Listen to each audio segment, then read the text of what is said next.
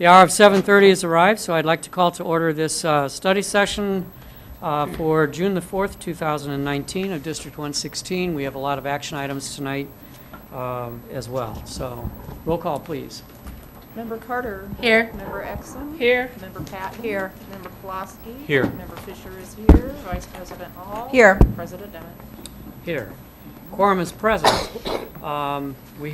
Do we have any additions, corrections? You have some additional personnel items that were added today that's at your place, I believe. One page. All right. And that's it? Yes. Okay. And when we get to the point, I'll be asking for an exec session after tonight's meeting, a short one, for purposes of collective bargaining. And we may add other items as we get through tonight's agenda for that. All right, we're prepared for citizen statements. But before we go to citizen statements, I'd just like for us to open tonight's meeting with a moment of silence. We had a freshman, Trent Olson, that died, and I would just like for us to have a moment.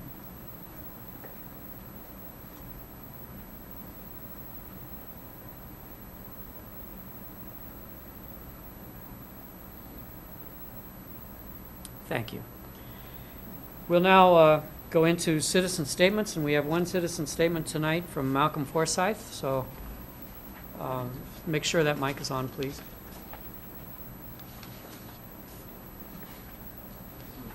Push the button until it's green. It becomes green. Now let go. Okay. There you go. Does this work? Yeah. Okay. Hi, I'm Malcolm Forsyth. I'm a UHS student. I'm going to be a senior next year, and I've previously accelerated through the math programs at the high school, and I'm speaking about how I'd like to see the acceleration program change going forward. I know you guys are speaking about this later tonight, but I thought I'd share what I'm interested in. So the state of the program this year was that much of the students didn't know how they could move from wanting to accelerate to submitting an application to taking a test.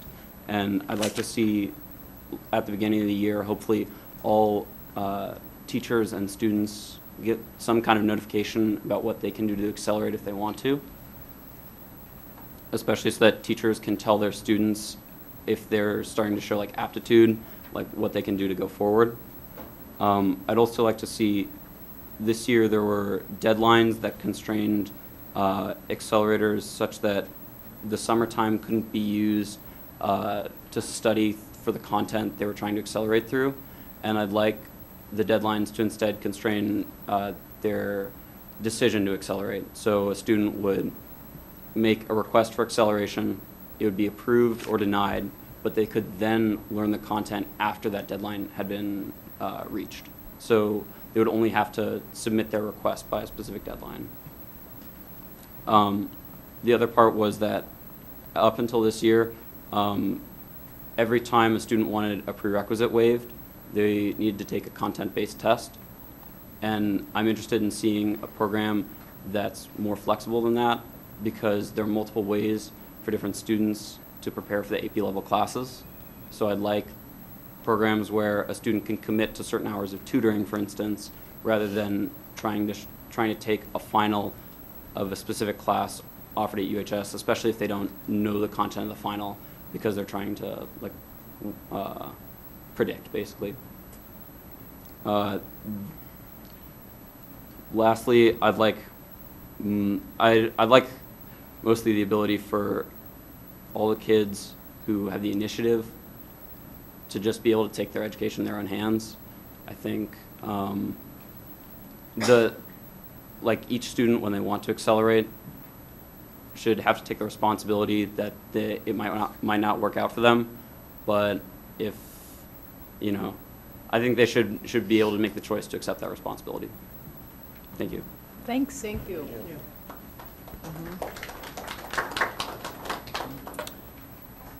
Linda Miner.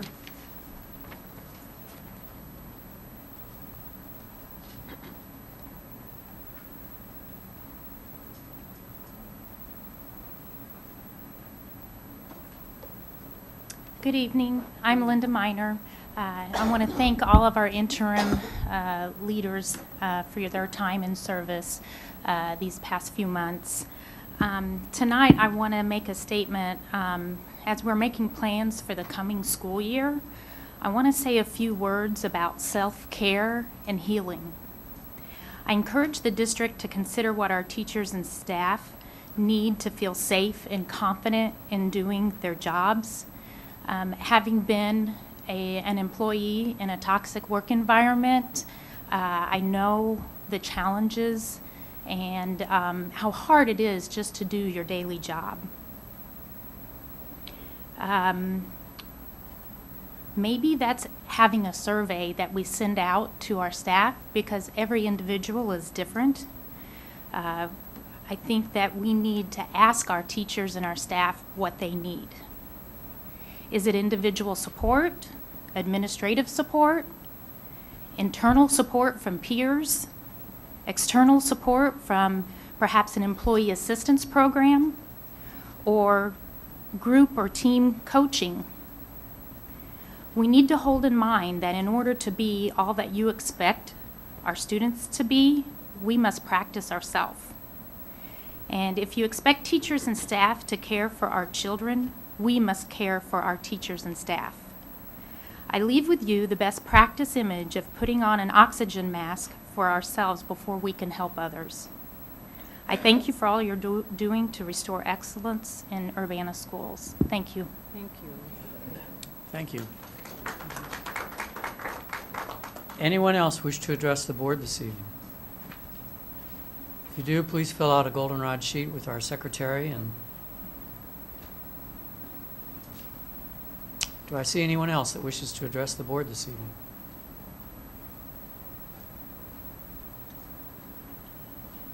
evening? Seeing none, we'll go ahead and move forward. We do have a call for an exec session tonight for purposes of collective bargaining and personnel. Two issues, collective bargaining and personnel. There will be no action following those meetings, though. I believe we're ready for a motion to approve this evening's agenda. So moved. Second. Moved and seconded. All in favor, say aye. Aye. Those opposed, same sign. Motion is carried. We're ready for commendations and recognitions. There are several tonight. Go ahead, Carol. I Carol? will take the first one. Tonight, we wanted to take the opportunity to thank our longtime contractor, Airmark. At the last meeting, the board made the difficult decision to award our food service contract to another company, and they were unable to be here that night, but we wanted to make sure they came back so that we could show our gratitude. So Julie Shelton and Natalie Lee from Airmark. Julie's the district manager, regional manager. Natalie's our district food service director and has been since October when she came to the district. So if you guys want to stand up and come up, we have some little parting gifts for you.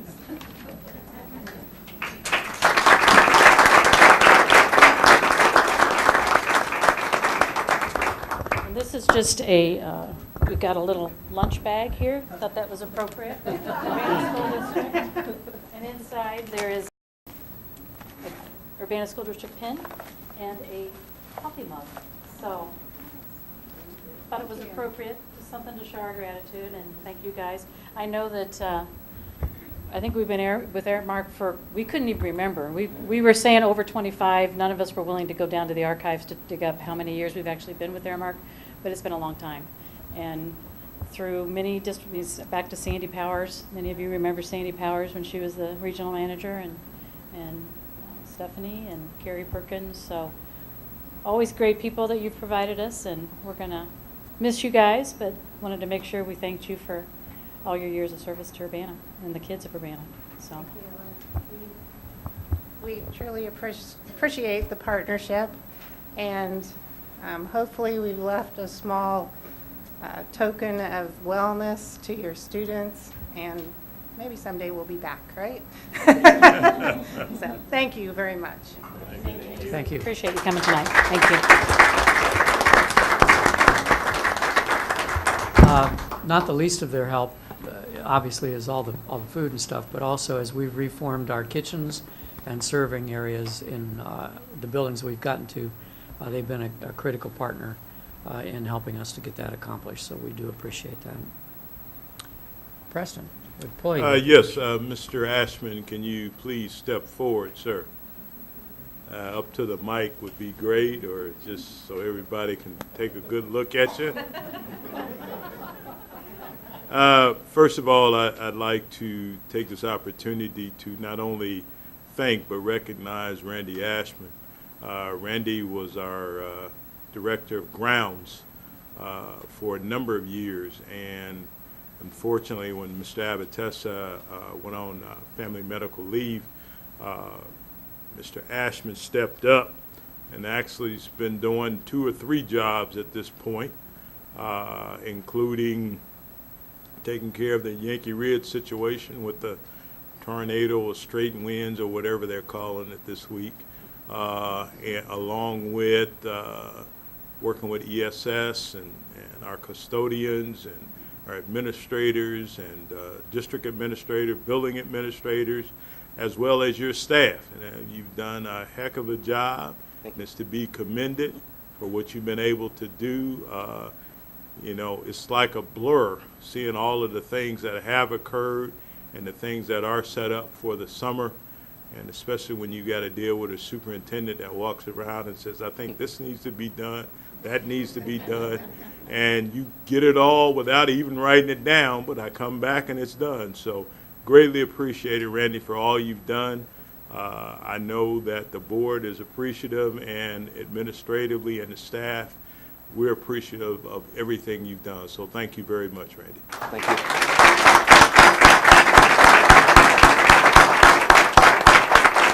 The mic is yours if you'd like to say something. I appreciate the opportunity, and I just want to thank the staff that we have in the facilities and especially the grounds.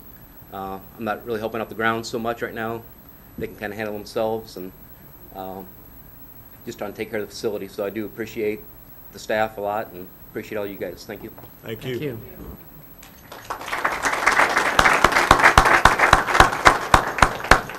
So it's not on the agenda, but while we're recognizing employees, we did have a reception tonight between 7 and 7:30 for our 3 interim leaders, Gail Jeffries, Jean Corder, and of course Preston. And so I think we need to officially recognize that I know you're 120 days. That is correct. Is being counted down to the nearest minute. But we do appreciate the work that the 3 of you have done for us and helped us to get through this transitional period. So thank you very much. Round of applause.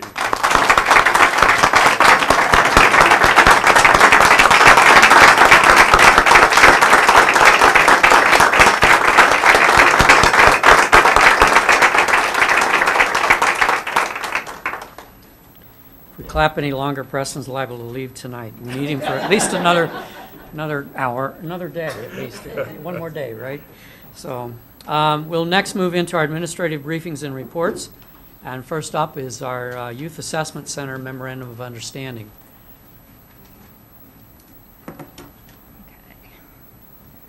Hello, everyone.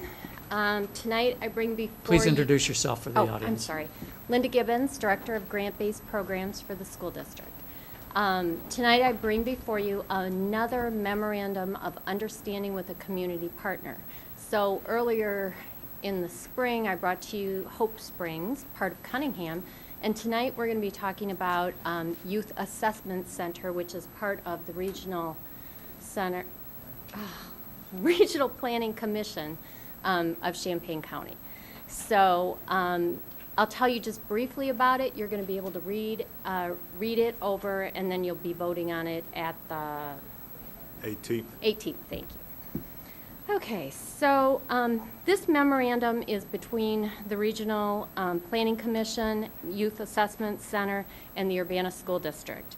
Todd Taylor and I worked on this agreement with the Youth Assessment Center, and our lawyer, attorney, was part of that. He added some really important pieces to it. The Assessment Center was using a basic agreement, and we added some things that we felt were really important. So I appreciate the Regional Planning Commission being receptive to that and really being all about working with us on this. So the agreement states that we can do referrals to the assessment center, and the assessment center will do an assessment, which is called the YASI, the Youth Assessment Agreement, which is a really good assessment for children and youth, and it will provide us with some information about what students might need, what kind of services will be most relevant for those students. So I really like that part of it. And the Youth Assessment Center also has just a multitude of services, social services, for students and their families that they can then be referred to. So that's another really good thing too, is that, you know, there's such a range of services that could be offered to our students and our families. And once referrals are made, there's a case manager through the Youth Assessment Center that will be following students throughout the entire process and checking in with them at our middle school and our high school. So I think it's a really good arrangement and a really good option. You'll see that there are some behaviors that might be indicative to services listed here. You'll see some discussion about what the referral process will be, some definitions within the agreement. Parent and guardian will be, they'll do release forms on everything, so parents will always be involved from step one. So I think I've covered about everything. I just want to say it's students from the ages of 10 to 17, so it won't be our elementary students except possibly some fifth graders, but it will be our middle school and high school. Case managers will be able to come into our schools and meet with the students in the schools. So I think it's a really good thing. I think it was a good process working on this together with the Regional Planning Commission. I just want to thank the Regional Planning Commission and the Youth Assessment Center because they were just very involved and really wanted to work with us, really want to work with us. So I think it's a win-win for our school district and our community too. Are there any questions? Questions of Linda? Yeah, is this, I take it this is our first agreement with the Youth Assessment Center then? Yes. Uh-huh. We have been in negotiations for a while with them Oh. over this, yes. And, you know, you'd mentioned earlier about the agreement we have with Hope Springs, which is the group that will be doing on-site therapy. Counseling, first. Will they work together, Hope Springs and Youth Assessment? I mean, it sounds like they do complementary kinds of things, potentially. I mean, Not I really? think that's one of the services Uh-huh. that the Youth Assessment Center can refer to. I think Hope Springs is part of their group, Okay, so okay, well, good, yes, it does sound very promising, good. thanks. it is good. What would the cost of this be? There is no cost. This is a formal agreement. They will see our students, and that's just part of it. Now, some of the services, they might need insurance or Medicaid, but it's up to that business. Youth Assessment Center will not be charging us, though. Okay. And then the caseworkers will come to the school, and the school will just have to find a place somewhere Exactly. for them to meet, correct? And that is in a part of our agreement. Okay, thank you.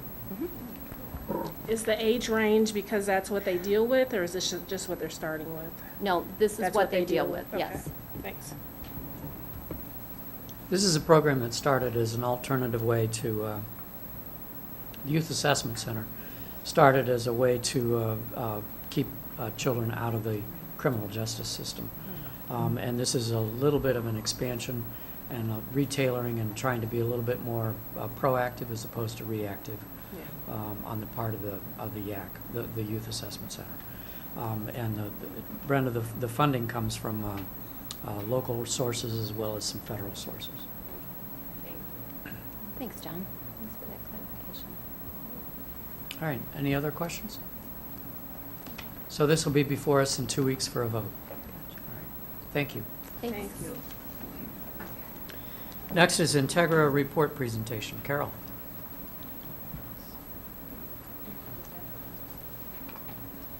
I've got to get two individuals on the phone, so it might take me a moment to. Plus, I only have like 50% power on my phone, so you're not allowed to ask a lot of questions. Okay. Should we write I it down? tried charging it, I broke the charger. Yeah. I should be fine. I'll let you know if you run into trouble. Limited number of words. questions that have to be under 100 words.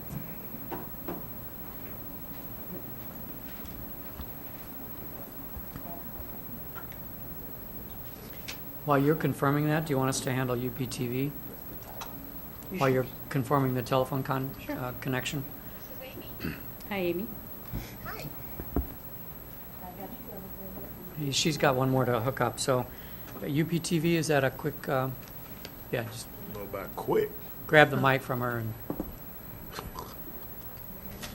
we'll run down her phone one way or the other. Yeah, I hope it's quick. You received the letter as well as the intergovernmental agreement with the City of Urbana and Urbana Public Television. This is just to continue to provide service, to broadcast your board meetings, to upload them to YouTube, and to provide any AV support that might entail. Similar agreements have been, we've already had one with the Regional Planning Commission for a number of years. We also developed one for the Urbana Free Library this year, the Urbana Park District, and the Housing Authority of Champaign County. So this just puts you on board with the same agreement that we have with all of them. So it's more or less formalizing the arrangements we already have. Correct.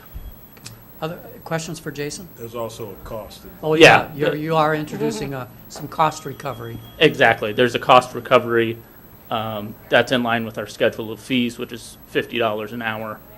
There's planned 22 board meetings a year at 3.5 hours. Obviously, we know that not all of your meetings last 3.5 hours, thankfully, but that also includes, coming here, scheduling that in our system, taking the video back, editing that, uploading it to YouTube, and then scheduling the rebroadcasts on UPTV. Questions for Jason? 3 hours or 3.5 hours. The document we have says 3 hours. You're saying 3.5. How's that calculated? Is that just for us, or is this the standard that you have with everyone that's going to be doing this? That's a standard that we have with everyone that's signing these agreements. Okay, it's not an average of you going back for the past 2 years and making an average of all of our. No, I will, yeah, no, Meetings and not taking the an hour. exact average. I will note I that, got it. On average, I would say most board meetings are lasting between 1.5 hours to 2.5 hours. 2.5 hours being on the higher end of that. But considering that time frame as well as the time that we're putting in afterwards to get that, whether it's online or also rebroadcast. Gotcha. And that's just to recover costs. By no means are we, you can see the costs are fairly minimal. Sure.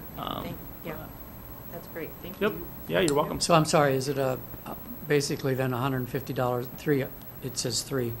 Is it $150 a meeting, or is it $3,600, $1,800 a year? $3,300 a year. $3,300 a year. Is it a flat amount per year? Correct. Okay. You would have lost money on us this last year. I think the city's well aware of that. You're brave to come back. Maybe this will give us the discipline to try to be done in 3 hours Yeah. on average. Thank you. Whatever helps. I don't. Carol's right. ready. Okay. Any other questions for Jason? It's be coming back on the 18th. Okay, Okay. yes, this will be back before us for action on the 18th. Let's go back to Integra now. Thank you, Jason. Thanks, Jason. You're welcome. Thanks. Okay, I think I have them both on the phone. On the phone, we have with us Amy Russell. Gotta talk into the mic, Julia? Carol. Amy Russell and Julia, what's your last name? Mast, with BKD in Kansas City. And hopefully I will hold this up as well as try to run the presentation. But they are with us tonight. So I'll turn it over to you guys, and we can hopefully hear you. So go ahead and you can begin. Okay, perfect. Well, thank you guys so much for offering us a little bit of your time tonight. I know you're busy and on a tight schedule, so we'll try to keep it pretty concise. As she said, I am Amy Russell. I'm the Integra Report consultant for BKD, and we are really excited to present Integra Report to you. It is an anonymous fraud and ethics hotline, and it offers an avenue for your employees to report potentially unethical behavior or behavior that violates legal, professional, or company policies. It really runs the gamut of calls that we typically get, but for school districts, we do get a lot of quality reports from other clients. If you move on to the next slide. A little bit about fraud and why we exist in the first place is that 5% of revenue on average is lost to fraud each year, and the more plans that you have in place, the more internal controls you have in place, the shorter those schemes can last. Obviously, the shorter they are, the less your loss will be, so that's very important. Organizations with hotlines catch fraud 50% more quickly, and that means their loss is on average about half as much. If you move on to the next slide. Okay. The detection of fraud schemes, according to the Association of Certified Fraud Examiners, about 40% of fraud is picked up by tip. That would be on a hotline, someone right there within the organization seeing something and saying something. That's what we want. What we don't want is, if you look further down, it says by accident. We certainly don't want an accident, and it's always more ideal to catch it yourself and catch it more quickly than any other way. And the statistics support that fraud hotline is a great way to do that. If you go to the next slide, you will see that over 50% of the reporters on occupational fraud are employees. So it's people within an organization noticing something is off, noticing a discrepancy in numbers or something of the sort, and then having that fraud hotline in place is useful. They can then go to the hotline and report it so that it's made aware to you. Our next slide will tell you more about Integra Report as a hotline. Integra Report is an anonymous fraud and ethics hotline service that is available 24 hours a day, 7 days a week, 365 days a year. We really pride ourselves on being an anonymous third party. A lot of places can have a fraud hotline in place that may be facilitated by their own organization.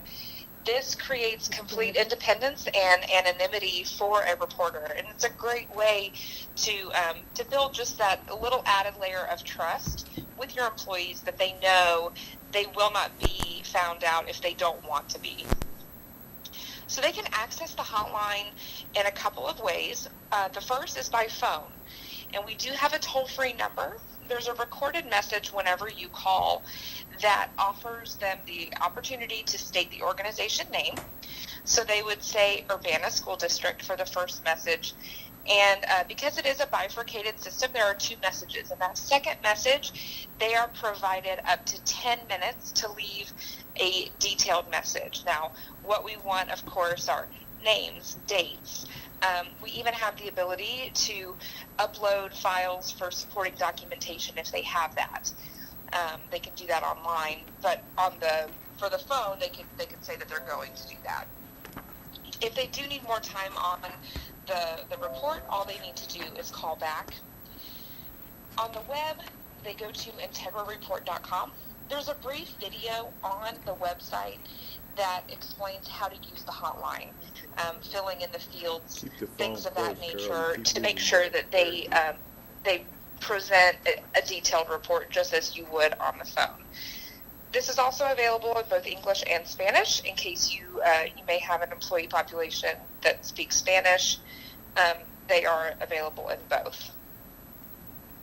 The next slide will take you to the Integra Report website, and you'll see a screenshot of that and what people actually see whenever they go to IntegraReport.com. The square with the lady there, that's our managing partner, Angela Morlock, and she's the one leading the video that lets you know how to make the report if you do have any questions. Next is a close-up of the input fields, and this is what gets filled out by our reporter and then comes to us.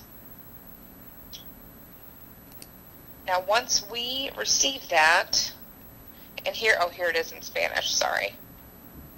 Gives you an idea of what it looks like.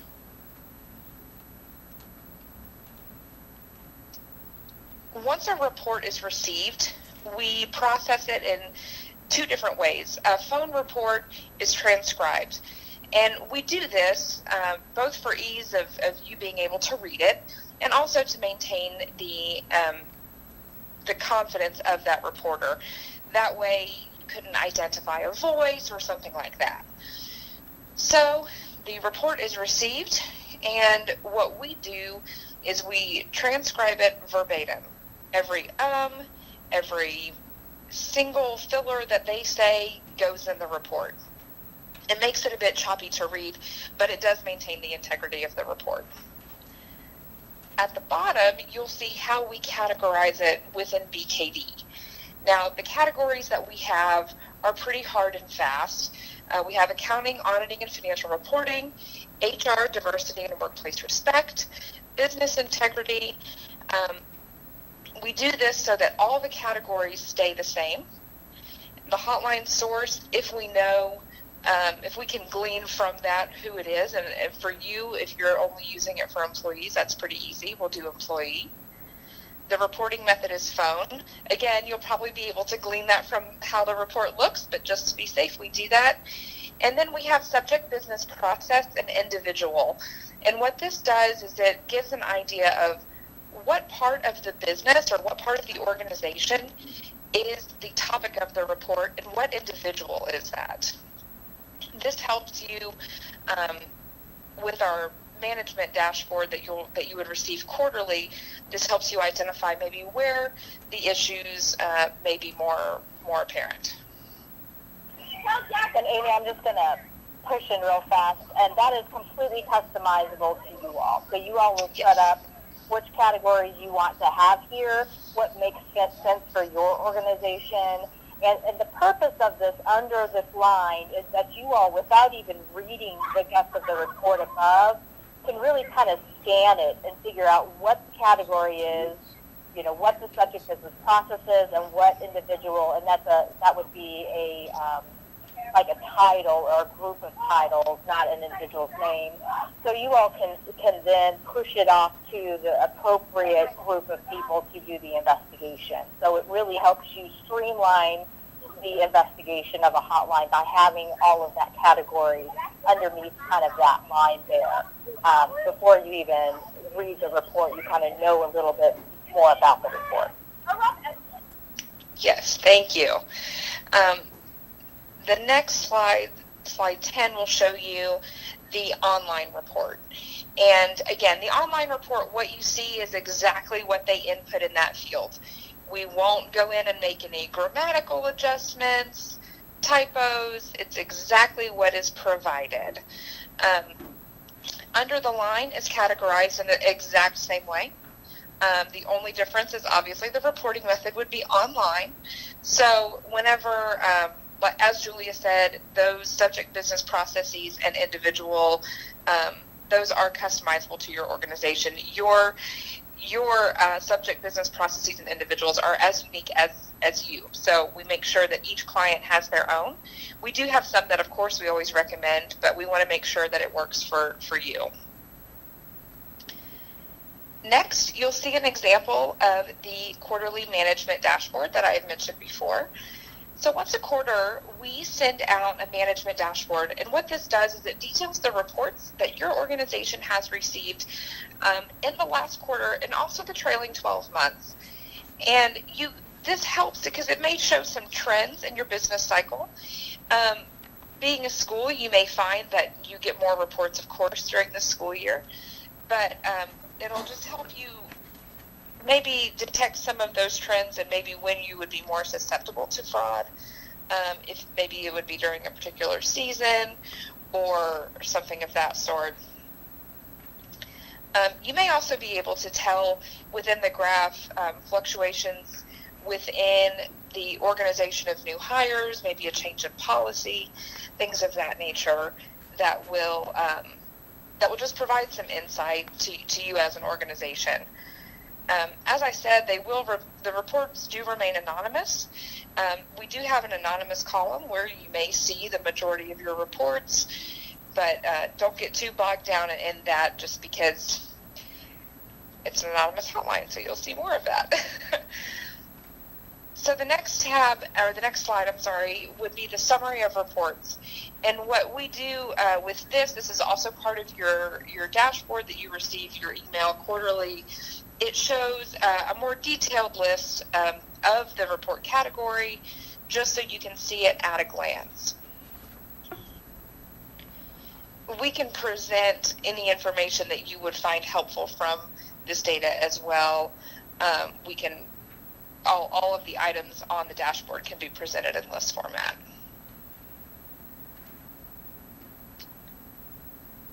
So the next slide will show you a little bit more about the different levels of Integra Report. As you move up in levels, there are three. There's a basic, prime, and platinum. All of your subscriptions will include the same things. It'll all be monitored by a BKD fraud professional. The hotline access and online portal is open to all employees. And we will route the reports to up to 5 designated individuals, as well as receiving the quarterly and year-end dashboards. The difference of Prime and Platinum is pretty much found in your level of customization. The option for access to vendors or customers, in your case, possibly opening it up to parents or something of that sort, would increase with the Prime and Platinum subscription. There's also customized routing that's available at the Prime and Platinum levels.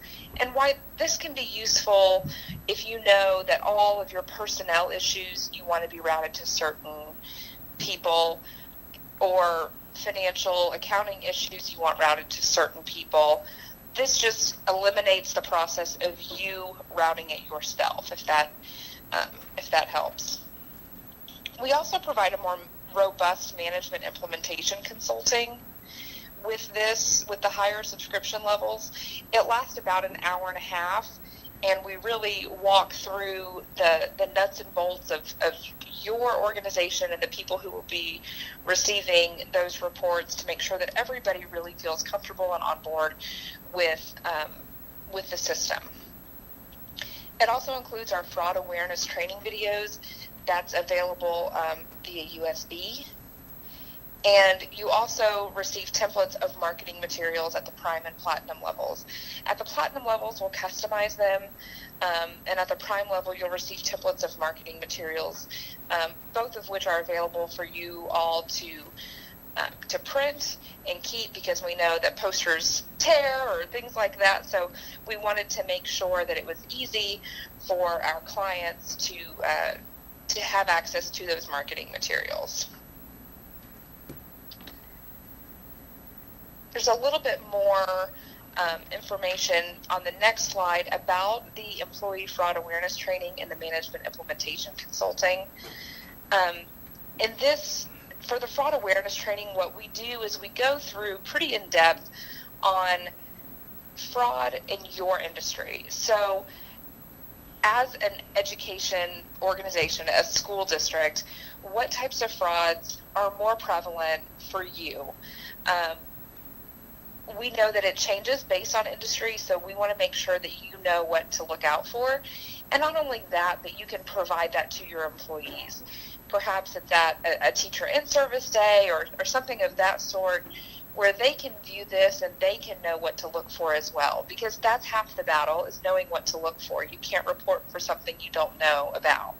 So that's a really great thing to feature at annual trainings, or for you it may be an in-service day. As I mentioned on the management implementation consulting, we go over in that as well as making sure that everyone knows exactly what's going to happen. We also go over communication strategies on how to roll out Integra Report to your employees. And also what happens whenever a report comes in, making sure that you have a plan in place for investigating those reports, making sure that everybody knows the plan and has a system ready to go for if that report were to come in, you know exactly what to do. And at that time, it's also useful because we can answer any questions that you all may have thought of. There's a lot to this, and we know that as people go through the process of getting a hotline, the questions, you may have questions you didn't think of at the forefront. And of course, we're always available.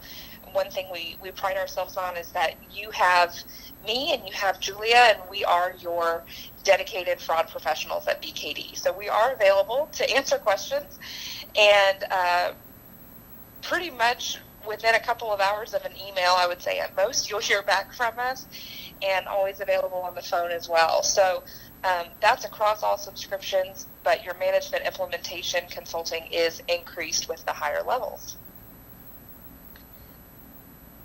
And I believe that brings us to the questions tab.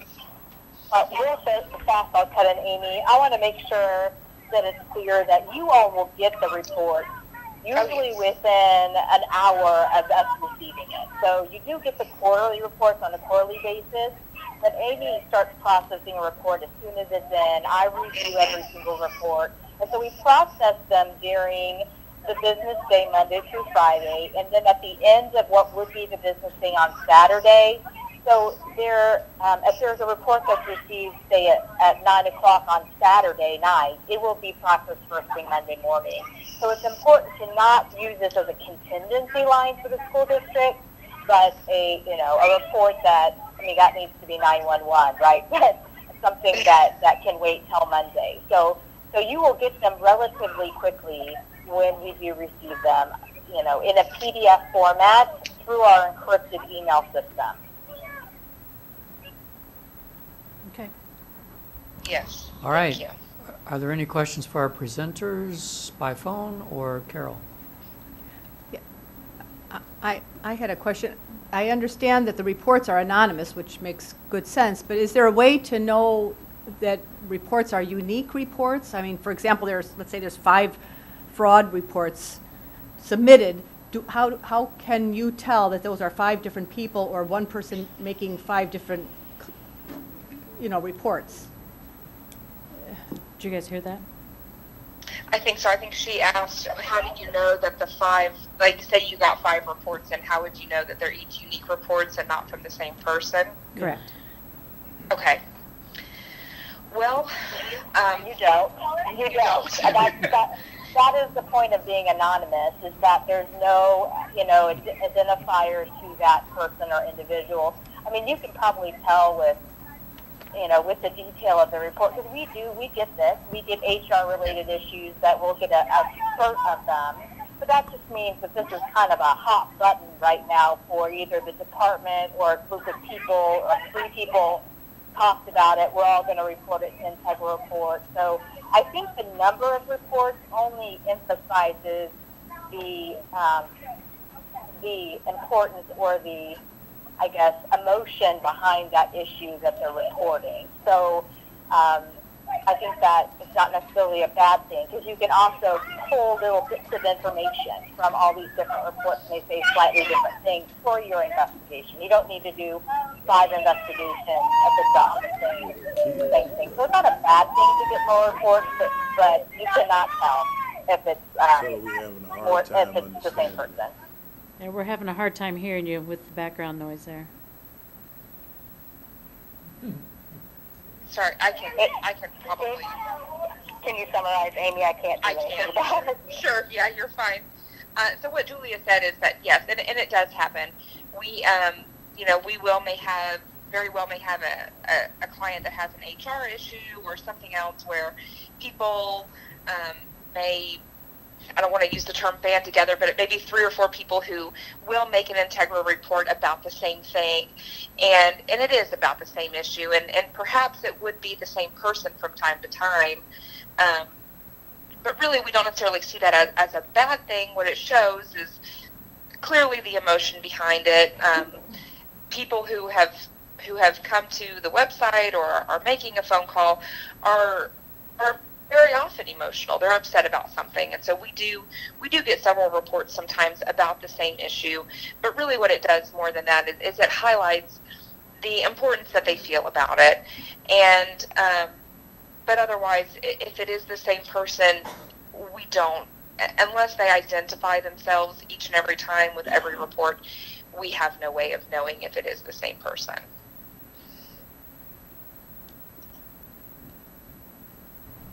Other Did questions? that answer the question? Yes, it did. Yes, Thank thank Yes. you. Okay, thanks. Other questions? So this is just a reporting mechanism, but if there's something that we really do need to know who, I mean, if it's an allegation that may be somewhat serious, against another employee, is there any way we can find that out later on? If something, action has to be taken in order to corroborate information or, just get more detail? Did you hear that question? I didn't completely. You mean She said find it- out whether or not who the anonymous person Yeah, she's is? wondering if there's a way not to necessarily the anonymous corroborate it. person, but like in order to Oh, corroborate information, if we have to do a really thorough If you have investigation. to contact the person, is there a way to maybe Yeah. contact them if you need additional information? The reporter. Currently there is not. Unless they provide contact information, we don't have any way of contacting them. We don't collect IP addresses, and we mask phone numbers. We joke that you used to have to pay for caller ID. Now you have to pay to not have caller ID. But that's where I really think your promotion of the hotline comes into play, and providing a lot of context with a really good report. If somebody is reporting that an assault happened or something that would need possibly corroboration or interviews, that you do mention the date and the time. You do mention other people who may have witnessed it. Things of that nature that can help with furthering an investigation along. But at this time, we do not have the ability to directly contact the reporter unless they leave their information. And I don't. I would, hopefully you can hear me, I would say that that's part of implementation training is Yes. talking about your investigation and how you can get that cooperation and when it's necessary and when it's not. And just how you market the hotline with saying, if you want us to contact you, leave us contact information would be important at this point. I mean, in the future, Integra Report 2.0 may have that ability. Right now, we do not. Okay. Thank you. Any other questions? I didn't see any information about cost. So is that somewhere that I didn't say? I don't know if you have that with you tonight, Julia, but that's, or Amy, that's something that we provided the board a couple months ago, I think. It was Oh, did around you? Oh, sure. I'm sorry. 2,000 was the, I think, opening cost, wasn't it, Julia? Oh, Or sorry. Amy? I think, let me double check your quote really quickly. I do have access to that. And a lot of people choose Prime or Platinum the first year so they can get that USD drive, fraud awareness training, and get the implementation training, and then the second year go down to basic. And that's pretty common because that saves on cost moving forward. A 3-year engagement saves $250 a year to do that, and then we started that, Prime the first year, basic the next couple, and then $250 off of that for a 3-year engagement. Is what a lot of our subscribers do to lock in the price so they can budget. And I have the quote, it was $2,500 for a 3-year engagement for the basic, and then $3,250 for Prime and $4,000 for Platinum. So that's per year. Beat me to it. We pulled it up at the same time, I think. Per year. Okay. Yeah, that's for a 3-year commitment. All right. And we currently do this, BKD is our auditing firm, so that's how we got hooked up with this group, is who currently we use to do our outside auditing, so. I'm sure this discount is already included because we already use you guys, right? Right. Okay, any other questions? And I think we will be bringing this back on the agenda in a couple weeks too, if the board's interested to, On the 18th? on the 18th, correct. All right. Okay, So thank this you, is back, ladies. this will be back before us for Okay, action well, on the thank you. We 18th. appreciate your time. Thank you. Thank you. All right, Bye-bye. bye. Okay, next up is our recruitment and retention update. Gail? Okay, I'd like to introduce Larry Simmons. He's going to come up to do the report. I don't know if Ms. Robinson needs the help with the computer. No, you got it. Okay, while he's setting up, I would like to introduce, because you have not seen him, I'm going to ask him to stand. Cameron Williams, our Director of Marketing and Communication. There he is. He comes to us from Illinois State. So we're very happy to have him. You should have seen one of his articles relating to Mr. Lanceman and him leaving, so it was a very, You're off to a good very article. strong start. Thank you. Yes. Okay. Now, Mr. Simmons is here. He's served on the Recruitment and Retention Committee that meets on a monthly basis, and he's going to give you an update of all the recruitment and retention efforts that he's made in the district, along with what other people have done. And he's also the person that takes our exit surveys. He meets with all of the individuals who want to sit down and have a discussion about their exit interviews. So he's done a good job with that. So without further ado, it's Mrs. Simmons. Okay. Good evening, everyone. Can you hear me? Put it Okay. a little closer. All Yeah. right. My name is Larry Simmons. I am the Recruitment and Retention Specialist for the district. Thank you, Ms. Jeffries, for the introduction, and thank you, Board, for the opportunity to present tonight. There's going to be slides. It's not a PowerPoint because it was made in a PDF form, but I think you all have forms there, and we will go through it. I know there's other presentations, so I'll try to be as concise as possible. I do also want to thank Ms. Diamond Robinson, who is in attendance. She is the Secretary Specialist for Student Learning and Human Resources and the PD Department. She's assisted me a lot, and you'll see some of her work in this report in the appendix. Okay, a little closer. Is that better? Okay. Sorry about that.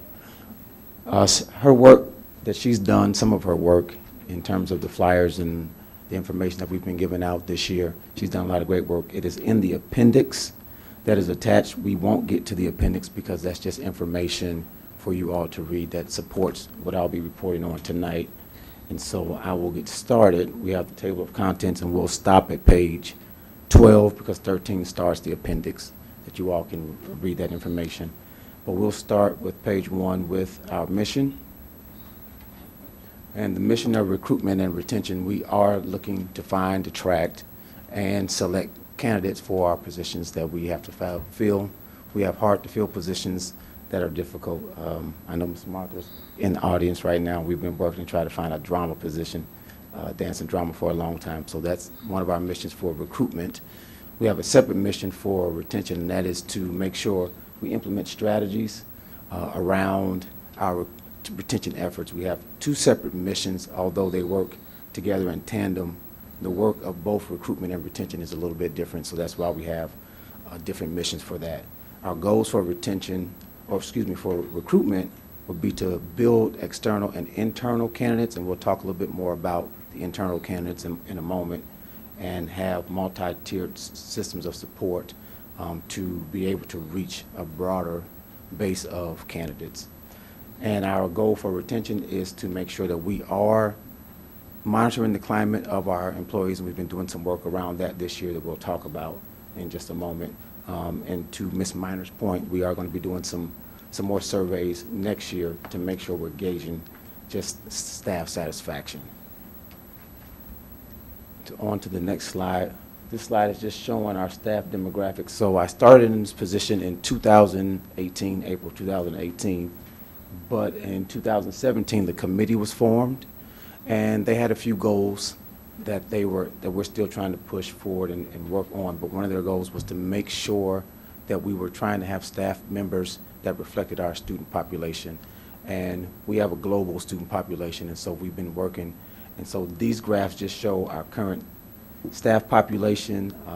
We have an all-staff chart We also have a teacher chart for demographics, and we have an administrative chart.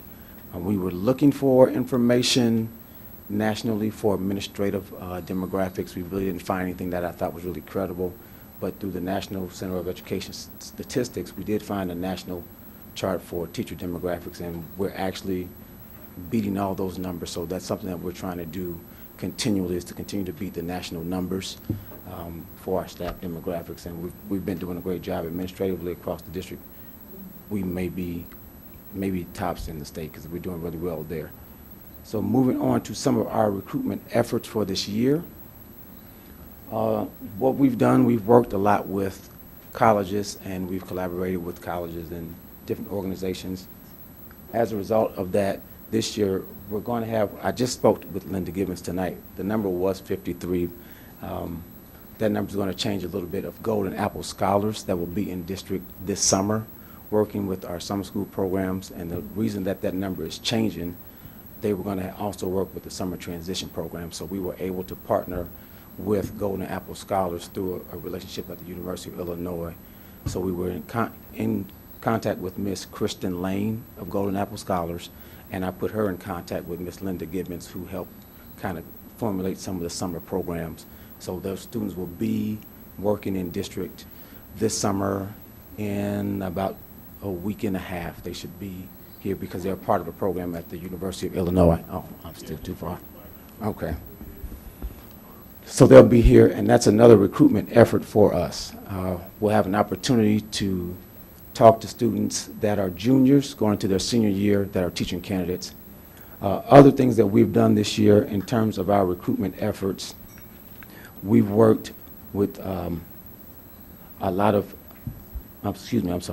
we've worked with open houses that we've had for our students at the University of Illinois that have come. We've also worked with students at Illinois State and Eastern Illinois. And we went to career fairs, and then the bottom of this page 4, you see Appendix A. Appendix A will show you on page 13 all the career fairs that we attended. And we were able to have 132 contacts this year just for teacher candidates that we were trying to recruit to the district. And so those candidates are in a database that we have been actively trying to hire and have join the district. So those are the things that we've been doing. And also I've been able to make some classroom visits this year to Millikan University and sit in ESL classes for Dr. Choi at Millikan, and also at Parkland. He does classes at Millikan and Parkland. And I was also able to go to Illinois State to sit in on an ESL class with Dr. Patricia Williams. And so that was a class where we have some ESL candidates that we're trying to recruit for next year, because we know we're going to continue to have a high need with ESL classes as we're growing those ESL classes from the elementary grades on up. So we were able to make those contacts as well. Moving on to the next page, page 5, our retention steps. So one of the things that we did and we were happy about, 2 weeks ago we were able to recognize 57 employees for our unsung heroes, and I do want to thank the board for being there. That was really great for you all to be there and support us. And Ms. Sher, thank you for reading all the names. That was a lot of names. So thank you for that. So we were able to recognize those staff members, and that's something that we want to continue to do so that our staff know that we do appreciate the work that they do and they are recognized for that. We also were able this year to have a staff forum with our first and second year teachers with our district administrative team, Dr. Williams, Ms. Corder, and Ms. Jeffries was in attendance, so I thank you for that. And we are always moving to try to work in other areas to retain. One of the areas of retention that we are working around is tuition assistant waivers. We feel that when we assist our teachers and our staff, that is a way that we build more relationships that make them more likely to stay with us, and we're happy to do that. And then we have a number here of pathway programs. So we have special ed pathway programs, and we also have bilingual programs. And the special ed pathway programs, the number 12 here, 10 of those are in the special ed program that Todd Taylor is actually facilitating, that him and Dr. Diane Richardson, they're facilitating the Pathways program, and so they have partnership with National Louis University. So these are teachers that are already endorsed with us, and they're getting us another endorsement to be certified special ed teachers. So that's another retention effort for us so that we can have conversion there with teachers and go into other areas of need. Special ed is a high need for us and all over the country. So those are some of the retention steps that we've been taking. And Dr. Wiemelt, he facilitates the bilingual pathways, and he has 2 students in that program currently.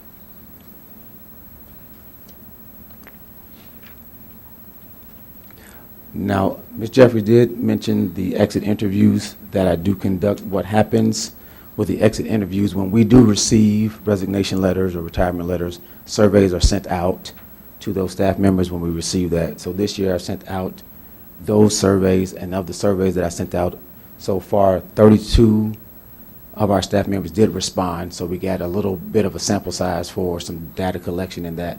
And then I also extended an opportunity for an in-person interview, and I've had 15 staff members respond to that. So I've had 15 so far from January to now, 15 exit interviews in person.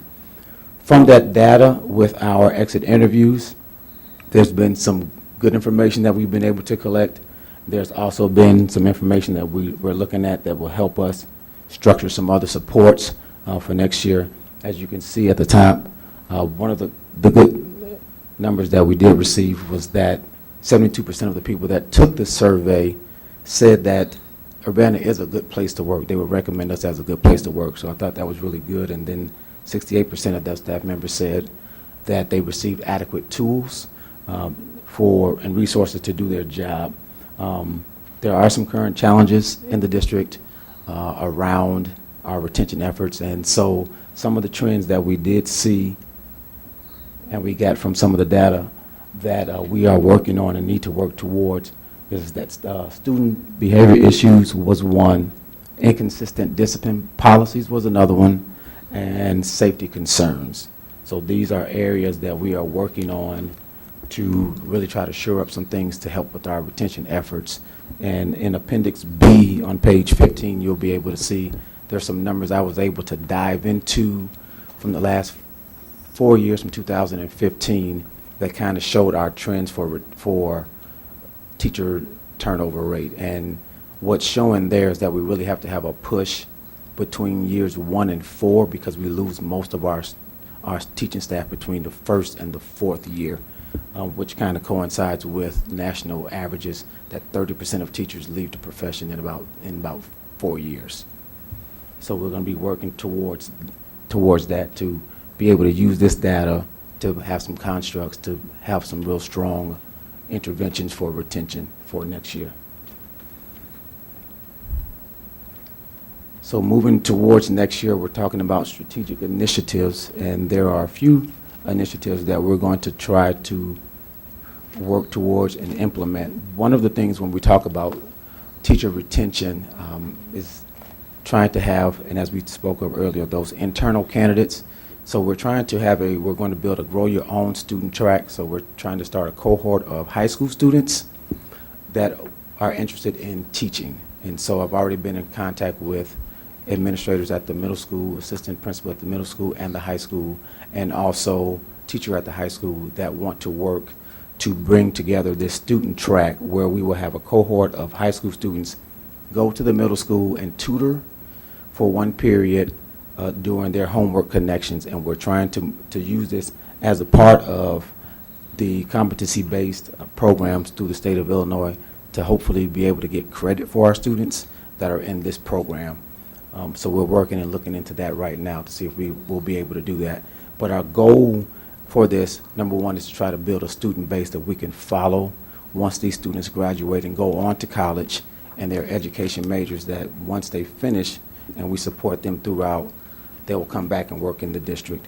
One of the immediate goals would be to try to make sure that our students are really engaging in wanting to become teachers and learn what it's like to be a teacher and have opportunities to shadow teachers in the district or be able to go to colleges and talk to current teacher candidates. So that's what we're looking to do. And the benefits of a program like this would give another layer of support for our middle school students academically. And so that's something that we're hoping to do. The other track for our Grow Your Own would be our staff support track. And our goal there is to find suitable ways for our support staff members that are currently with us that have a desire to become professional licensed either teachers or social workers or counselors. We're working to give them tracks right now to find that certification and what will be best for them. So in the fall, we'll have a meeting at the beginning of the year that will give them information that we're collecting from various universities around the state to see what would be a good suitable track, whether it would be directly going to the classes or if there are online classes. Currently, we have a couple support staff members that are working towards teacher certification. And so our goal there is to get some conversion from support staff members to professional staff, teachers or social workers. And the thought behind that is that if we already have staff members that are here with us that have an affinity for the district already, them being converted to professional staff, they're more likely to stay. And then some of the benefits of that is that it cuts down on the entry process for the HR department with resources and the cost with hiring new staff members. The next initiative we're going to push out is building our brand. And so when we talk about recruitment and retention, for the recruitment part, we have a Teach Urbana strategy that we're going to be utilizing, that we are going to try to build our brand around teaching in Urbana. We will be working with Mr. Cameron Williams in the marketing department on strategies of best practices to try to attract the teachers from universities and campuses. So we want to build that brand so it's recognizable throughout the state, throughout College of Ed, with the students that are teaching candidates and also faculty, so they know who Urbana is and why it's great to work for us. Another strategy that we're going to work on in terms of building a brand and building camaraderie within the district is something called UConnect, which will be a social page for our district, which would offer resources and opportunities to collaborate with other teachers in other areas. And we'll be able to use this resource to have some civic engagements that will try to build some more community for the district and for our employees. The last initiative that we're going to be looking at next year is called Legacy Liaisons, and we are looking at that in terms of bridging the gap. And when we talk about bridging the gap, we are dealing primarily with the knowledge gap that is going, institutional knowledge that we lose when we have long-standing employees that retire. So we're looking to bring back some of those employees next year to facilitate different workshops. I don't think I'll ask the three that are before us to come back, because I know they've worked a lot. They may give me a hard no, but there may be others, and I know there's one behind me that's I won't call her name, but that's another employee. So we're hoping to get a collection of former staff members. What we're looking to do with that is to bring those staff members back so they can give strategies to those teachers, especially in that 1st to 4 year where the stats say we lose a lot nationwide, to give them strategies of teaching, to give them some of those communal elements that made them stay in the district for a number of years, and allowed them to help some of the new teachers with the learning curve of their job, give them some professional development strategies and things of that nature that it will build more community so they feel, our new teachers feel more connected to the district as well and don't feel as lost. So those are some of the efforts that we're going to be working towards next year for recruitment and retention. And the next step for us, things we're trying to bring into focus next year, is to make sure we have these constructs that correlate with the district objectives for our recruitment and retention. So anything that we do in terms of recruitment and retention, we want to make sure that it's aligning with the mission of the district. We also want to make sure that we are evaluating our assessments. For example, our exit interview, we're going to be changing that because we need to make sure we have some elements that are directly for this year. We had Mr. Landsman, he retired, but the current exit interview didn't have some questions that he needed to answer as an administrator. So we need to have a form that will give us more precise information from our administrative staff, teaching staff, or support staff. So we're going to always be evaluating our assessments to make sure we're having the critical elements that we need to make sure our constructs are really full and we're not missing any important components of that. So that's just a brief synopsis of kind of the work that we have done this year. And I won't go into the appendix, but the appendix, again, gives more information around the work that we're trying to do for next year and the work that we've done this year. And so that's my brief report. So thank you. And if there are any questions. Questions of Larry? Yeah, I'll go ahead if you don't mind. Peggy. Can I- Thank you for a thorough report and for your creative thinking, too, around this important topic. I have just two questions that are pretty straightforward. The exit interview information that you gave, do you have a sense, I mean, you said 32 responded either through written survey and/or in person. What percentage of the total might that be? I mean, are we talking? That would be roughly about 30% because I sent out 95. Oh, okay, you sent out 9. Yes, okay. ma'am. And so that was 32 that responded to the survey. Okay. So I sent out the survey, and I also sent out an invitation to meet with me personally. So it will be about 12% that met with me face to face. Got you. Thank you. And then Yes. who gets that information when you get it? Is that immediately the exit interview information? Does it go to certain people right away or not? I'm just curious, Yes. what happens with that information? It actually comes to me. Okay. Okay, and I will share that with the administrators, those critical aspects that are pertaining to either that school or as a whole. Good. And so right now, we're still collecting some information because we still have some people that are on the docket to meet with Larry. So that's what we typically do. Okay. And I assume they're not anonymous, that they are, or are. No, when they come in to meet with him, no, they're not. Yeah. Or Well, the surveys, I didn't know. if The they might- surveys are not anonymous, but when I meet with people, Obviously. I haven't put, I know who I met with, but I don't put names to the information because I feel like that will give me a more honest feedback by not putting names to the information that I get from the in-person interview. Gotcha. Yes. Okay. And the last is just an easy, the staff demographics on page 3, it is, I just didn't hear what you said. Does that represent today's reality or the start of the year or what? You know, the graphs that show. That would be today. That would Like- be from our report from, I want to say April. From April, so Yes, pretty ma'am. current. Yes, All right. ma'am. Thank you. I have a couple questions. Yes, ma'am. For the Appendix C, is that the survey you send out? Yes, so we Okay. send out 2 surveys this year. I didn't put in the onboarding survey. That's another survey that we send out just to see how we did as an HR department in terms of onboarding our staff. Did they get the resources that they need? Do they understand why their role is important? Any kind of information or resources that they would need. So we send that out, and then the other survey would be the exit survey. Okay.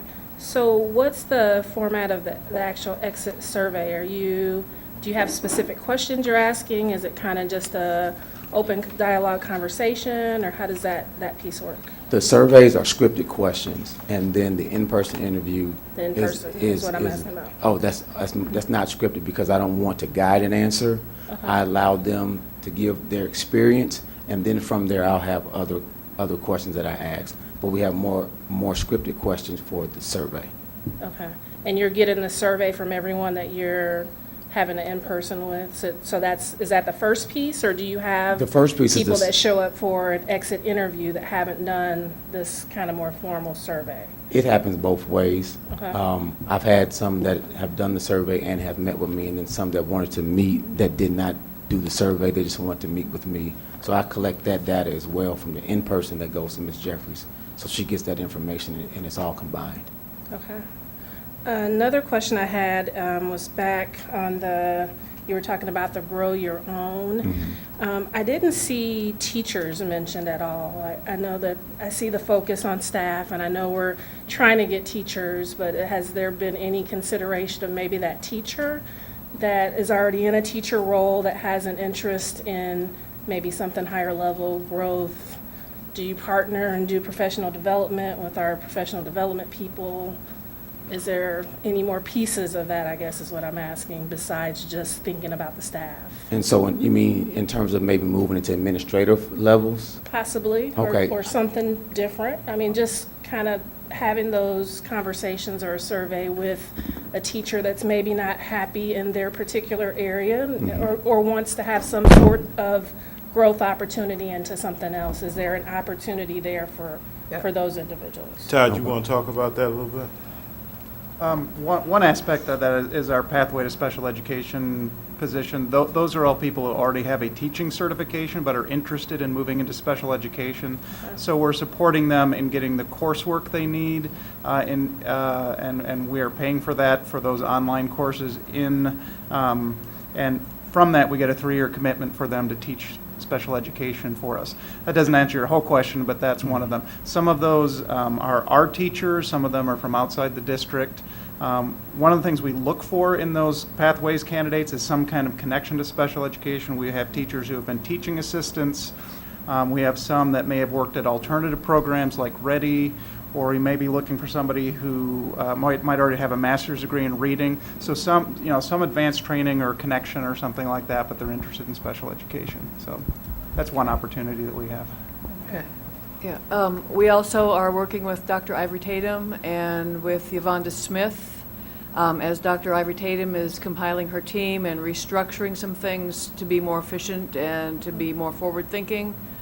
We are moving some things around and have posted for a teacher leadership coordinator, and that coordinator would work specifically with teachers to develop leadership skills, to recruit and mentor teachers who want to go through the National Board Teacher Certification process, to work with teachers on and instructional coaches on developing those leadership skills at the building level.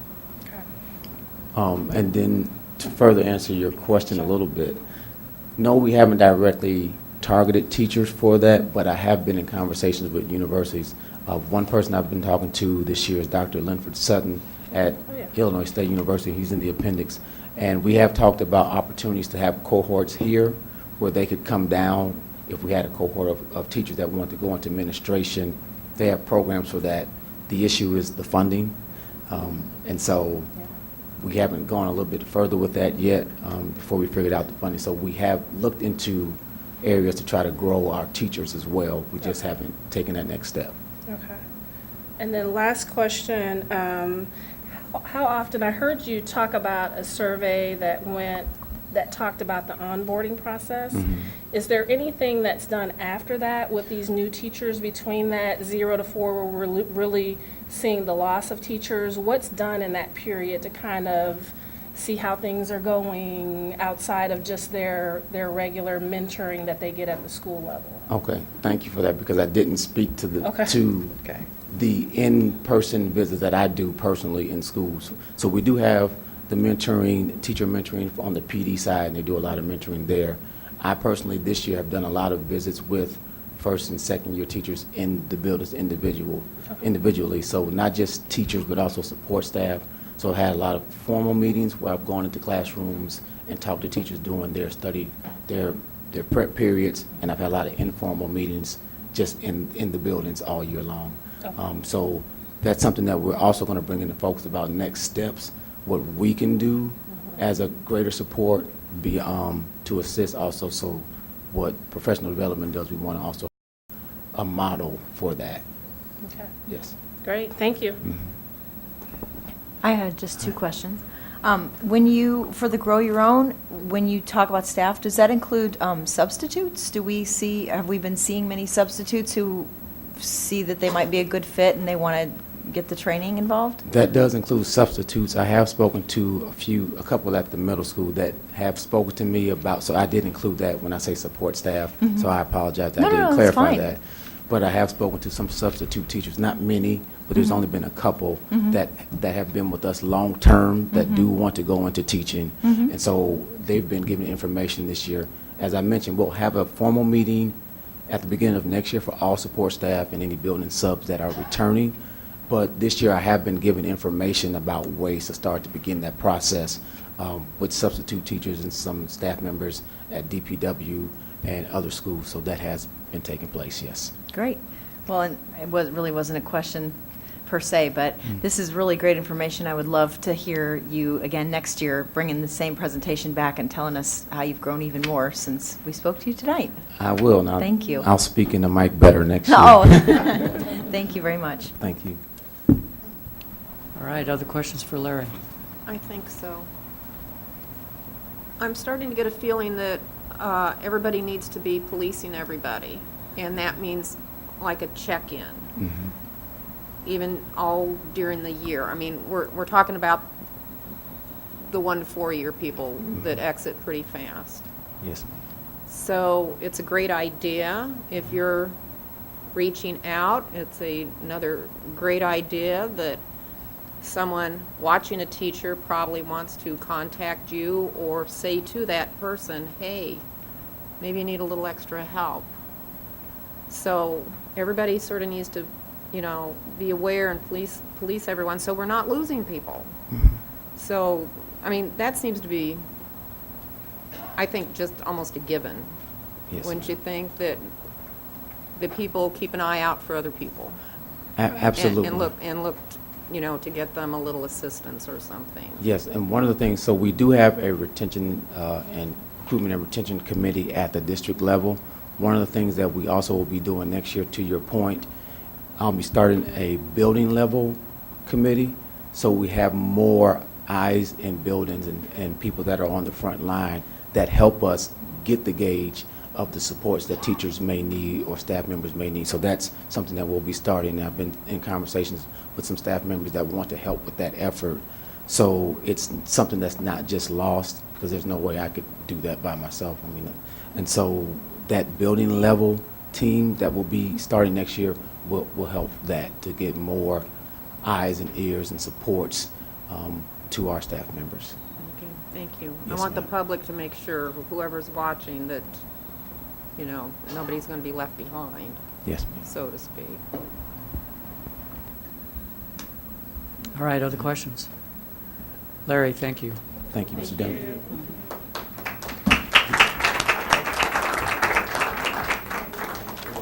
Ms. Corder, Acceleration Program Report, and Mr. Taylor. And Yvonne Smith. And Yvonne Smith, okay.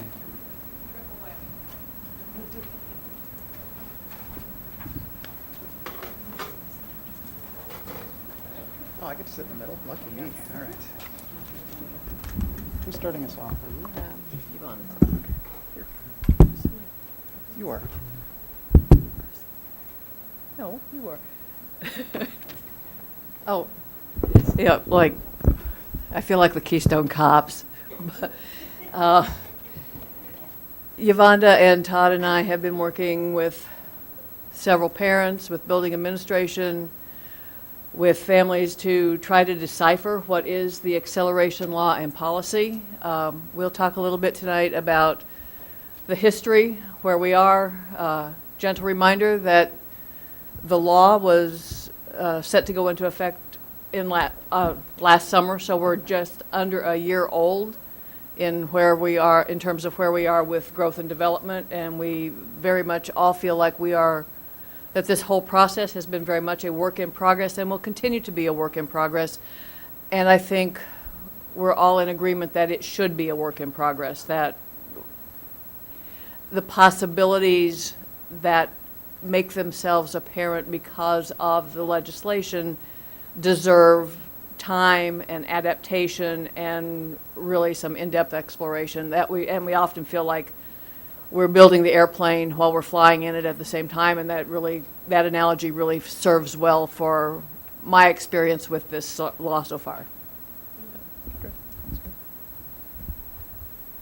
good. Is it still you?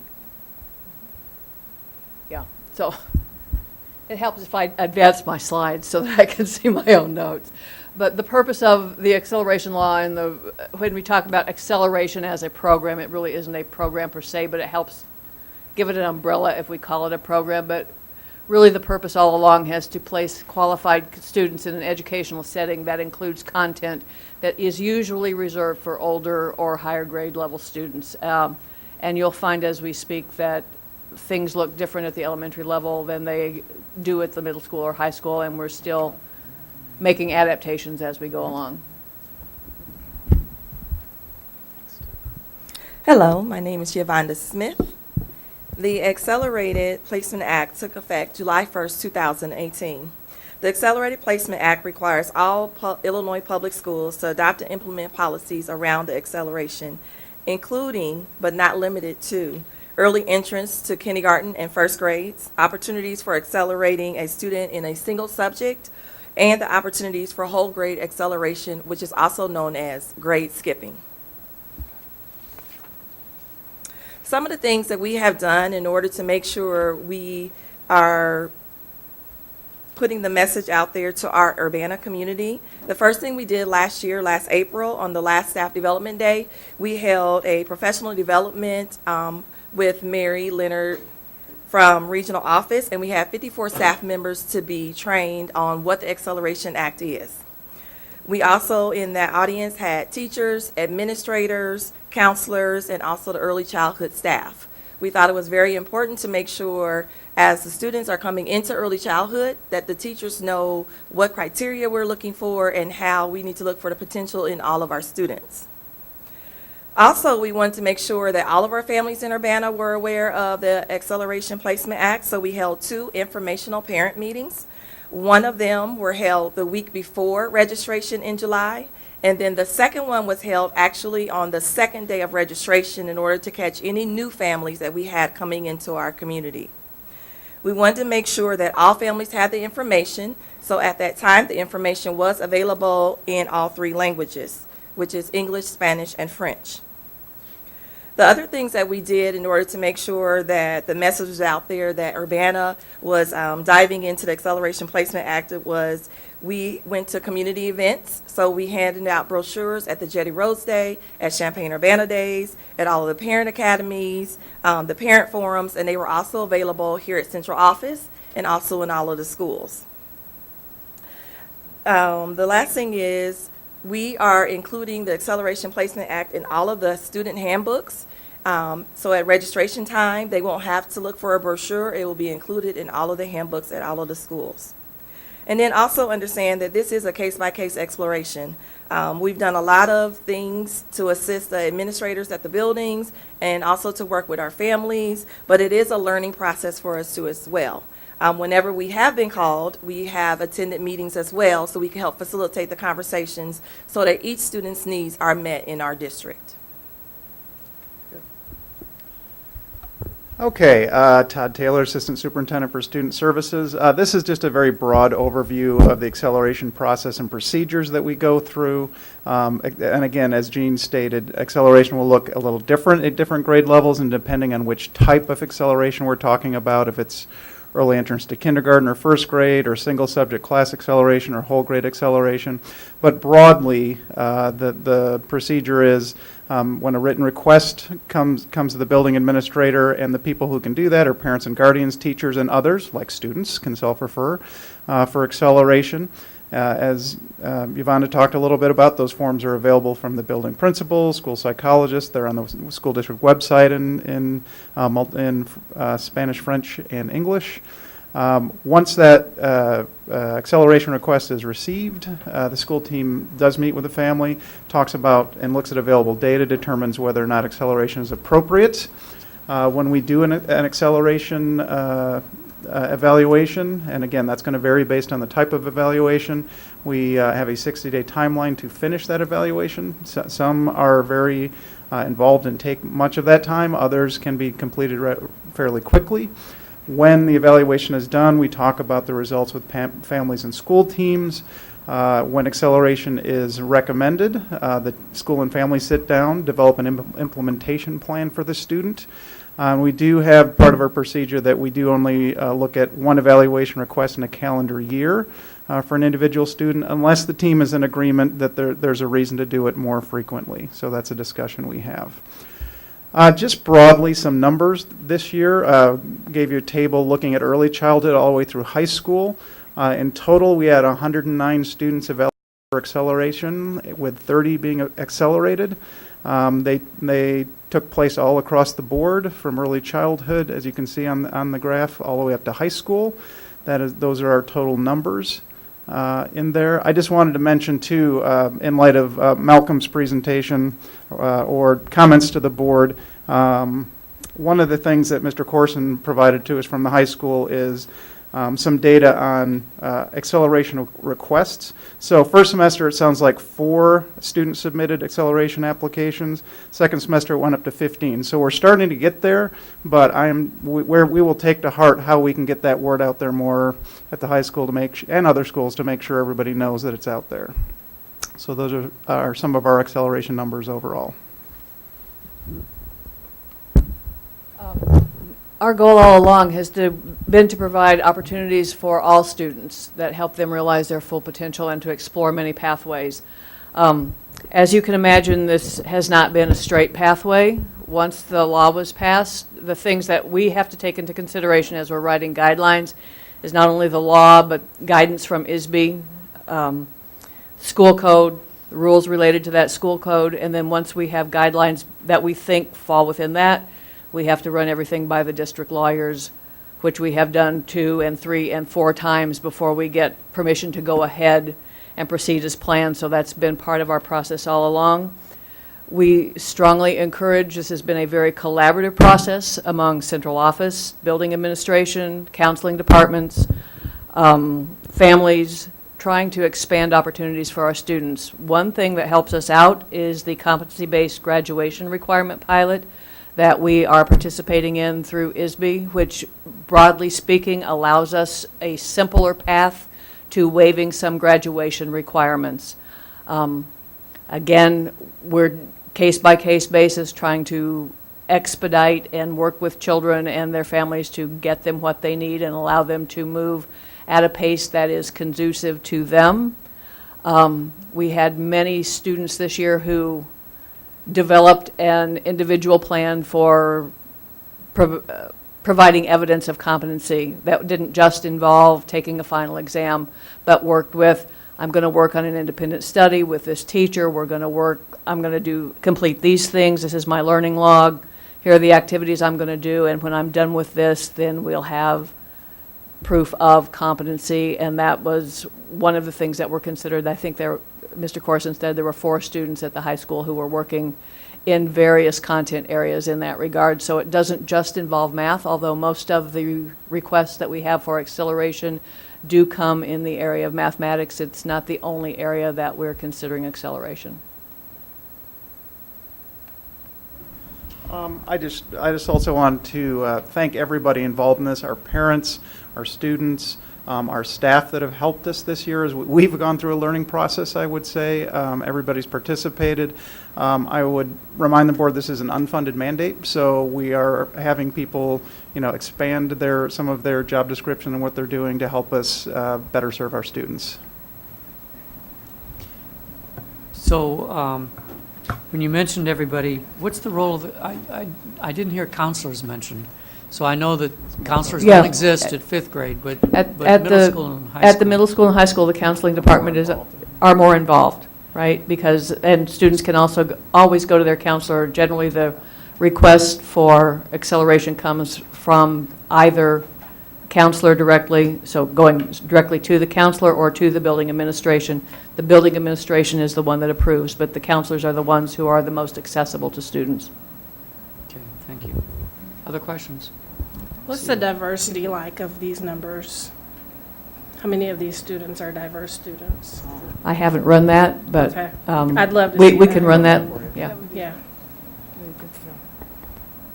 And can I ask, can you just provide more specifics about the kind of acceleration that's being requested? I mean, I assume in early childhood, it's parents requesting to start kindergarten early, maybe in every case. That would be the kind of acceleration that's being requested. But how does it look? What are the kinds of requests at elementary, middle school, and high school? I mean, you mentioned math, but is it? Well, sometimes it's the early entrance into kindergarten or first grade. We have requests to skip entire grades. For example, I have a 2nd grade student who I think should be accelerated and can skip 3rd grade and take 4th grade or 5th grade or whatever. So there's that option. More often than not, it's single course skipping or single subject acceleration, so that I have a student who's advanced in math and has worked through the grade level content in mathematics, and we think he or she is ready to take the content for a different grade. Sometimes it's in language arts, he or she is reading well beyond grade level. Can we find a group at a different grade that would more meet their needs? So we try to allow for that flexibility. At the high school, we've had requests for course skipping in the science and math most often are the departments where we have the most requests coming. But it's available in any subject to any student. Oh, yeah, we have done some language arts, too. And are there general reasons for the denials? I mean, do they fall into some, one or two categories, those that are, denied, which is Yeah, we do. I mean, we do have criteria for meeting certain benchmarks in terms of academic performance and that sort of thing, and they might not meet the academic performance standard that's been set. Okay. So it sounds like you feel pretty good about the process, even though, as you say, it's a kind of a learning curve and all that, but you feel like you've got a process that has integrity and, no one's complained about the process. The other thing I was going to say is even if a student does not accelerate, we still help them to develop a plan so that each student's needs are being met. And so it may look like differentiation within the classroom. It may look like differentiation with another teacher. It may be enrichment as well. But every single student walks away with a plan as well. Okay. So they're Probably wouldn't education. say complain, but you would say there have been some concerns about your decisions, Yes. right? Okay. And there's an appeal process for that as well, and we do engage in that, yes. I just wanted to clarify. Yes. Thank you. Thank you. Yeah, it's been a few years since I talked to people at the middle school about this, because I know in years past, people at the middle school, maybe clearly before this mandate came out, they would just do project-based things to accelerate. If the child was feeling bored or spinning their wheels, in the classroom, they would do a project. But so you're saying that they can individualize your plans, but do you see in the future a way to get actual curricula together? And this pertains to a lot of people, well, not a lot, but there's always numbers of parents who choose to take their kids out after 5th grade, put them in a private school here, somewhere in our community, because they don't feel that the student's being challenged enough. And they're not public, so they don't necessarily have to follow this mandate. But is there some way that we can figure out what it is that they feel they're missing at our schools in order to put them in the middle school, a different middle school or something, and then bring them back? And there's a number of people who do this from year to year. Then they bring them back for whatever reason. What can we do to tap into that and find out how we can make it work for us? I'll let you answer that. I know that's a tough question. I'm sorry. Well, I would say we have had some conversation with the parents with those very concerns, and we're working with the middle school on some pathways for accelerated math progress through the math curriculum based on more advanced progress on that. Do you want to talk more about that, or? Yeah, some students are moving more quickly through the course sequence for mathematics. That I'm like in and out. We have some students who are taking a virtual school class over the summer independently so that they can get prerequisites waived, so that they can enroll in a more advanced class at the 7th grade, 8th grade level. Some of them are enrolling in geometry. Some of them who have accelerated through what the middle school is able to offer are able to go over to the high school and enroll in an advanced course at the high school level while they're an 8th grade student, and they receive high school credit. Okay. And I would say part of that has been an exploration. Part of Jean was talking about is looking at what state requirements are, what board policy actually says every time we update it with Press Plus, and what actually exists, for example, in our high school handbook, and are those things aligned? And there were times those things were not aligned. So we're working on getting those alignment issues taken care of. Okay. Yeah. Great. I didn't mean to point the finger and say what I it just occurred to me because this is just a public school mandate. Yeah. So, But it's a very difficult question to answer because we try to take every child on a case-by-case basis and every request on a case-by-case basis. So it's hard to blanket answer when we've been trying to individualize to the extent that we have. well, and like I said with the last presentation, I'd love to hear more next year. I mean, when we talk about certain grade jumping or class level jumping, like from say 2nd to 3rd grade, that's not such a big deal. But sending a an 8th grader to the high school might be, I mean, there's social things that go along with that, yeah. And, or even if it's just going from 2nd grade to 4th grade, that's a lot. That's all part of the discussion that we Yeah. have and part of the decision-making we go through and our recommendations and what families ultimately decide. Because we can recommend acceleration, but parents have the right to say, no thanks. Or we've had times when we've recommended full grade level acceleration and the family has chosen just to accelerate in one subject for some of those reasons you're talking about. So we try to individualize those decisions. Sure. Yeah. Well, thank you. I was really looking forward to hearing more about this, and I can't wait to hear more again next year. So I think I know the answer to this, but I want to give you the opportunity to talk about it. There are high schools in other parts of the United States that children are walking out as seniors, getting their diploma and also getting their associate's degree at the same time. There are opportunities that I think Parkland has put before us for dual credit. Is that wrapped up in part of this? Please Yes, it expound. is, and you're not going to like the answer because it's going to come down to money. We have right now, when, as Carol and Dr. Ivory Tatum and her team are starting to look at budgeting for next year, we have 10 students who have applied for dual credit at Parkland College, we have 13 students who are eligible for dual credit at Parkland College during their senior year. We have budgeted for 10. Parkland's tuition has been going up over the last 3 years. The amount that we have budgeted has not. So it's a decision that the board's going to have to make in terms of what you're willing to provide in terms of tuition assistance for dual credit courses. In some other instances, I know high school teachers are being certified by the other institutions as capable of teaching to the Parkland or to the U of I or to ISU or Eastern or wherever, to those standards, and therefore their class results in college credit. Well, going all the way back to Ryan Garris and Greg Johnson, we started that program at Urbana High School. We had teachers that were certified in order to teach both at Parkland as well as the high school, and we had students as a part of that program. As the program continued to grow, the budget became an issue, and so therefore we were not able to continue that.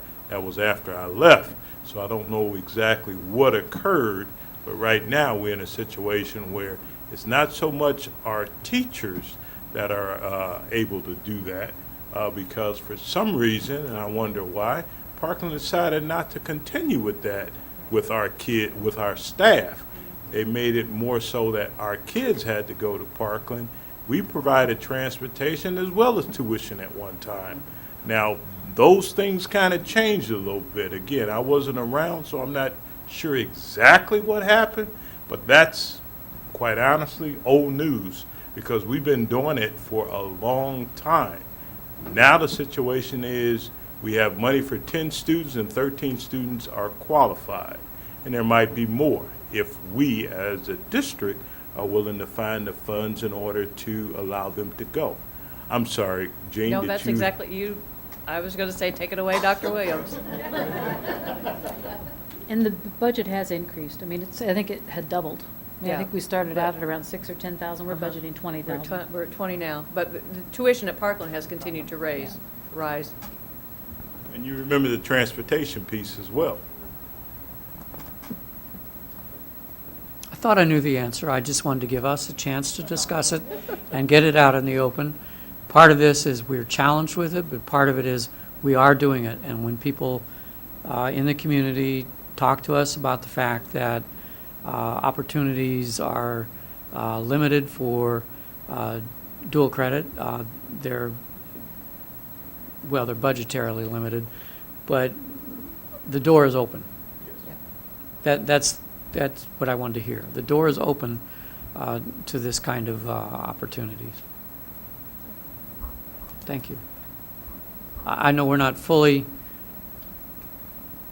graduating students and also giving them their associate's degree at the same time when they walk across the stage at Assembly Hall, but at State Farm Center, excuse me. But it could be in the ballpark.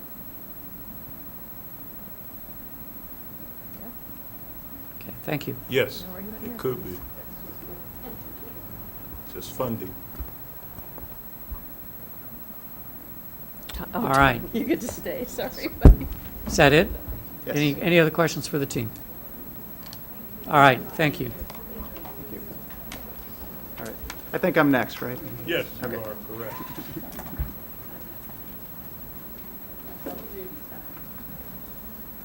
All right, so. I'm sorry, Oh, I didn't go ahead. announce what it is. No, it's all right. Naming committee report, Todd Taylor. Yes, so I don't have a PowerPoint for you. I'm just going to talk for a little bit here.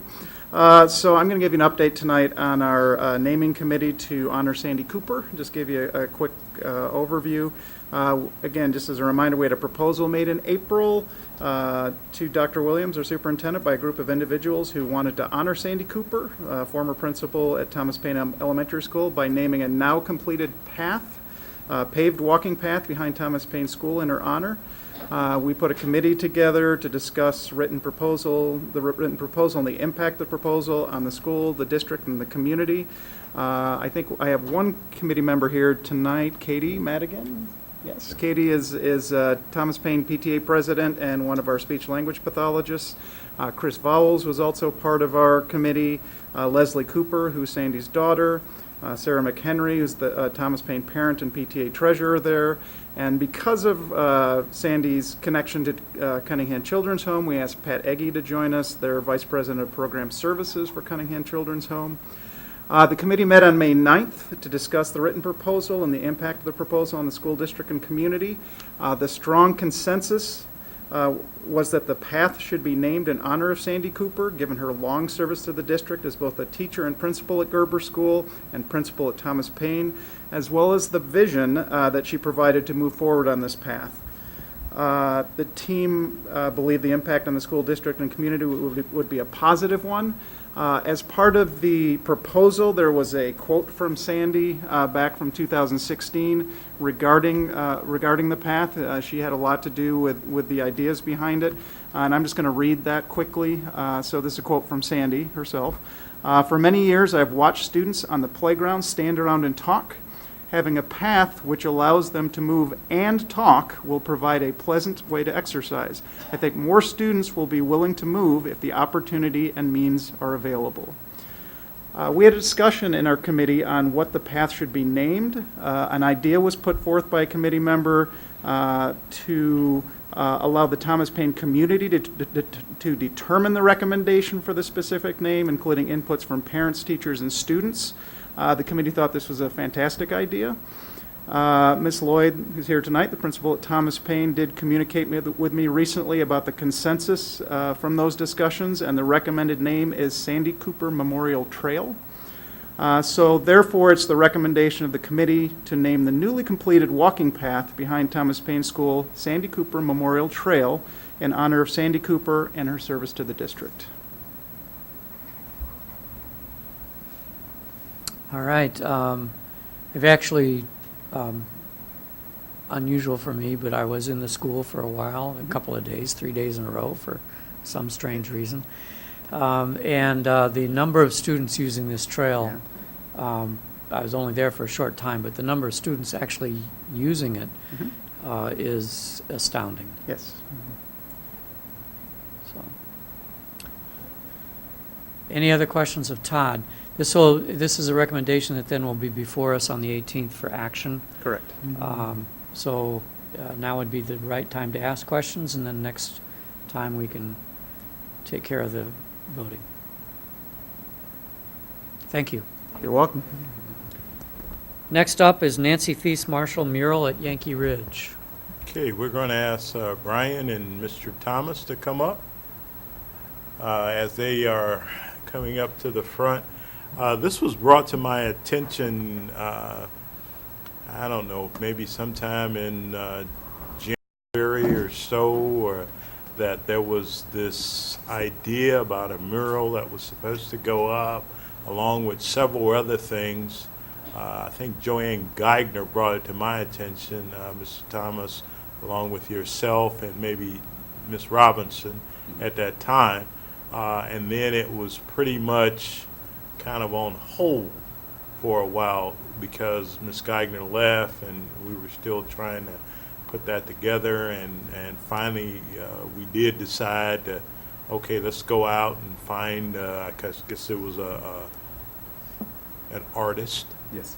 To create this, and Brian, you were aware of all of this, so I am going to stop right there because my understanding was that it was supposed to be a done deal, but then I discovered that wasn't quite right in Yeah, that the board had not approved it. The family's been expecting it for some time as well. So it should be an easy fix then. Go ahead, Brian. Absolutely. So we did work with Nancy Thies Marshall on this design, and I do want to give credit to Amari, who created the design. We're asking for the permission to have the design placed on the gymnasium, which is named after Nancy Thies Marshall now. It's dedicated to her, and we're hoping to get that done as soon as possible so that we can honor her and that everybody will not only know from watching board meetings, but will enter the gym and know that it's the Nancy Thies Marshall Gymnasium. It looks like it's a fairly affordable proposal, in my opinion, that is. We have an artist that's willing to work for about $15 an hour, if I'm not mistaken. There'll be cost of materials as well. And she has some flexibility with her time, whether she works a little bit this summer or that would be preferred, but if we need to wait until the beginning of the school year, we can do that as well. So I think you have a copy of the proposal in front of you. If you have questions, Omari and I would be happy to answer them. I do. Nancy was a classmate of mine, and we talked in the gym the day when we were there for the dedication. And she also told a story, and I thought there was also supposed to be a quote that was going to go on the wall with whatever the graphic was going to come up to be. And that was a quote that her teacher said to her after witnessing her do something, I believe it was 4th grade level, whether it was a handstand that she did for I don't know how many minutes or whatever it was, and when she was finished, the teacher stood in front of her and placed her hands on her shoulders and just said, "You are amazing."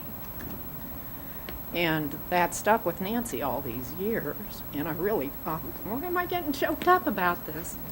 I made a big assumption that also the quote was going to be part on the wall, so it would speak to every child who comes into the gym and possibly gets motivated by what they're seeing. Sure. So if you want to talk to Nancy about that, Yeah, maybe it wasn't something that anybody else had on their radar, but Yeah. I kind of really think that's the That's way it was going to important. go down. Right. Yeah, we can certainly include that. We have had a lot of discussion with Nancy in this design, and there were a lot of ideas that came up through the brainstorming process and just envisioning kind of there in the spot, but we can certainly check in with her and see if she feels comfortable with that, and I hear you saying that that's important as well, so we can add that. Thank you. I didn't know if it was in there and got taken out or what. I don't know that it ever Or was did you know? in there. Do you recall in the evolution of the? I think originally it was supposed to be a more comprehensive plan. There was supposed to be some things going on outside in the hallway as well, but due to the nature of or constraints of budget and not knowing what's going on with that, we kind of got together and kind of signed off on this particular piece of art to go on the wall to kind of speak to the great, what she did and with the Olympics and things of that nature. She was an integral part of the process here with us. We went back and forth many times changing the design elements and things that she wanted, and she out of the design and the artwork. So the kind of final thing is her kind of stamp of approval. Like I'm happy and I would love to see that up there and be part of that process. Thank you.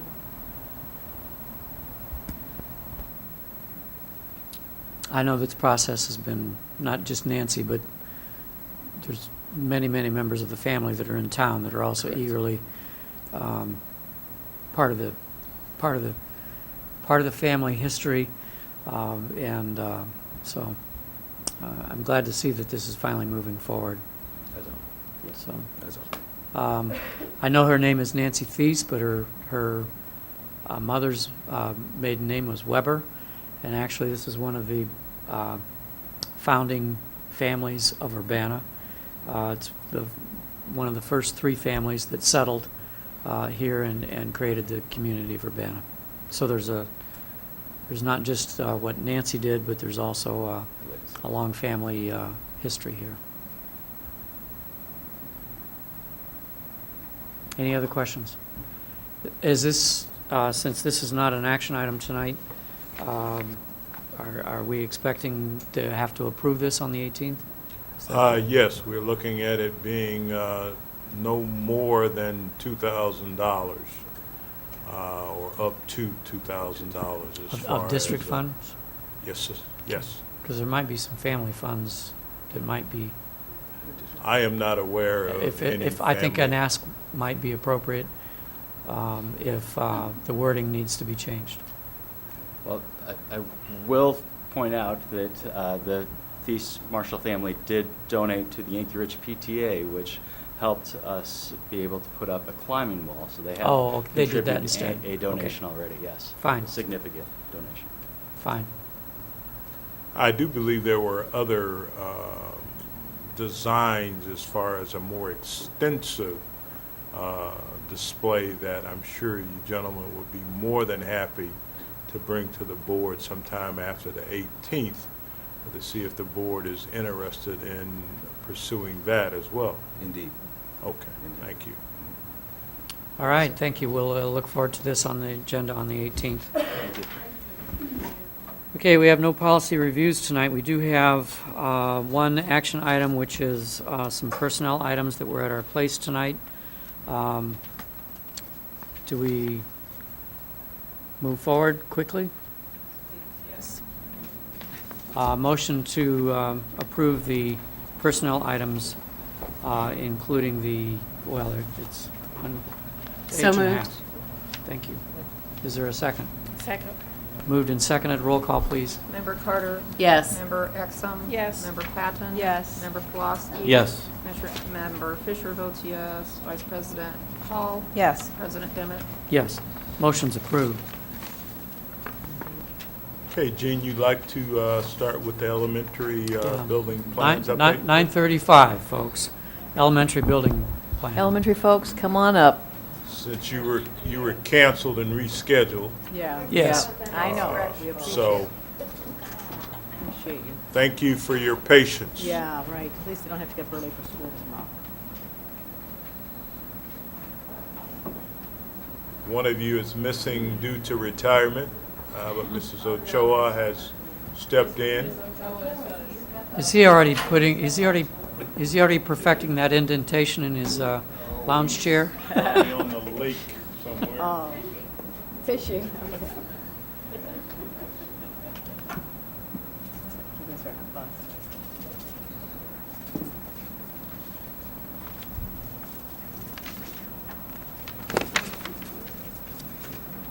Carol, you want to give him that other mic? Oh, there we go.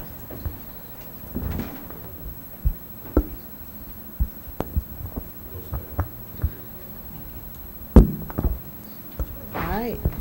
Well, good evening, everyone. I'm Ms. Kayla Lewandowski, school principal at King's School, and we are happy to present our school improvement plan updates. And we're kind of going out of order on the agenda, but we will be going in order of the slideshow. All right.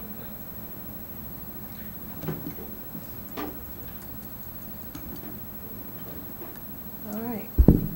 So the school improvement plan update for King, we had 2 goals, and our academic goal was to improve our students on level reading fluently. And at the end of the school year, 3 grade levels improved from fall to spring. We had a total growth gains, an average of 3.28%. Some of the highlights at King, we celebrated more conversations across grade levels to improve reading fluency pre-K through 5. So we had that vertical alignment along with the horizontal alignment. What we need to do is start guided reading immediately. And what that means is we return from summer in August, and let's get right to it and start guided reading right away. School improvement goal needs to be divided between intermediate and primary, and we're also going to add a pre-K goal. So we're having, for this coming year, we're going to have a pre-K goal, a primary goal, which would be K2, and an intermediate goal, 3-5. We had a second goal, and that goal was to create a behavior system that represents all racial groups equitably, resulting in an increase in student engagement. And our highlights of this for this school year, we had lower class sizes, we continued the morning meetings, we had PBIS MOLA to help our students help with their behavior, relationships with families. Second step is the social emotional curriculum. And what do we need to do? We need to remember that discipline needs to be consistent across all classrooms. And moving to our highlights and areas for growth for academics. Well, at King School, we piloted the phonics program in the grade level of second grade, and we found overall much gains in the foundations of reading. Preschool, having them in our building, we had them team up with fifth grade reading buddies, and that was a lot of fun.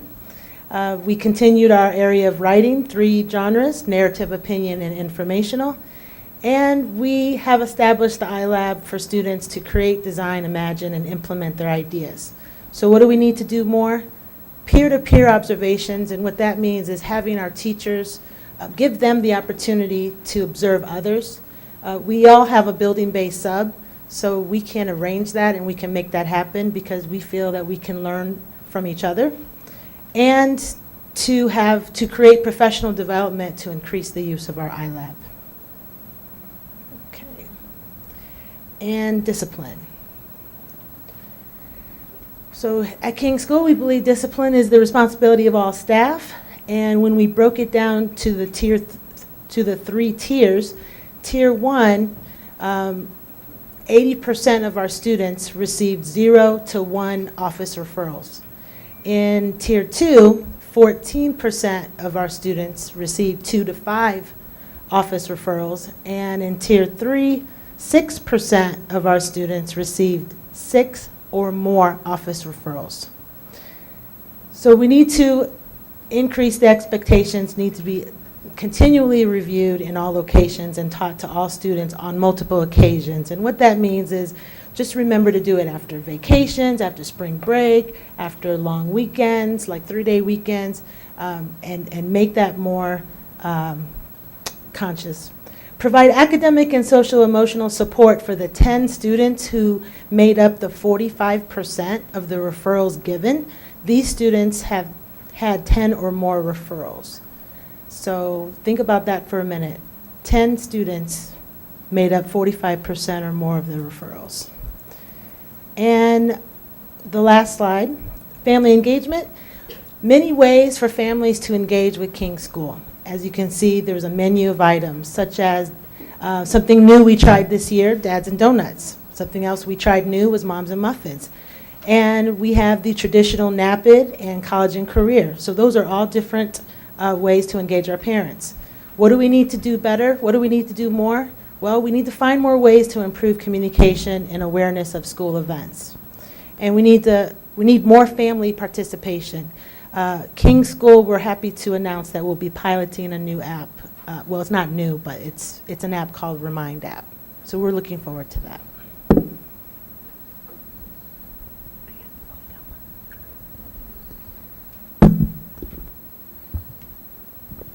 Hi, good evening. Jennifer Heinhorst, principal at Wiley Elementary School.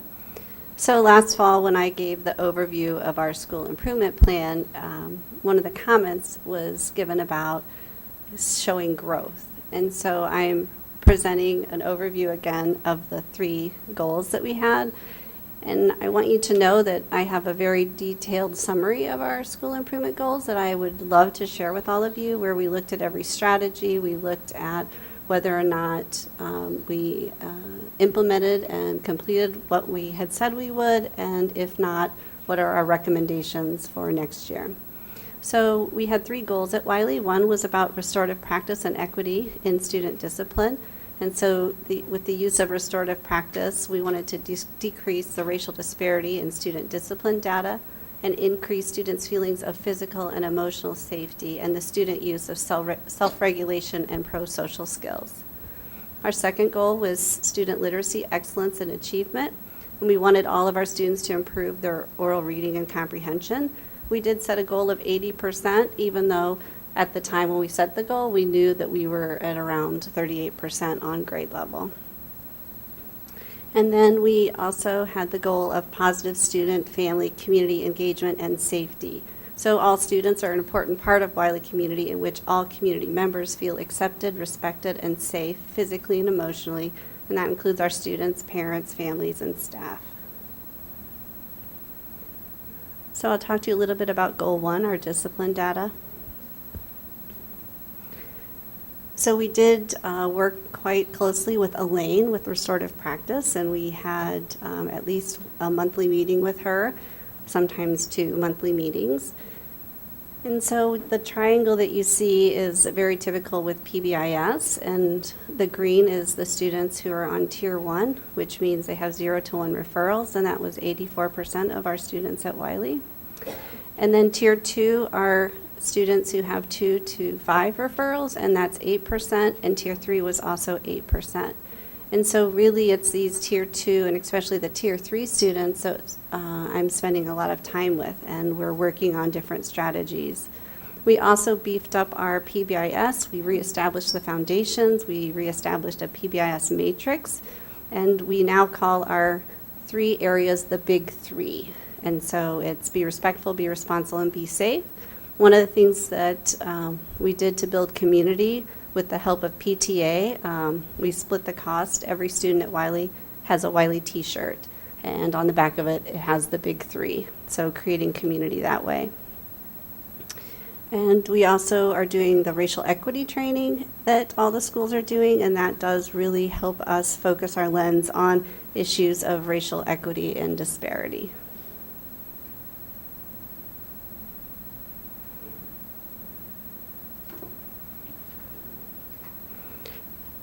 I wanted to show you our achievement related to our Goal 2 literacy, and so I'll explain this to you a little bit.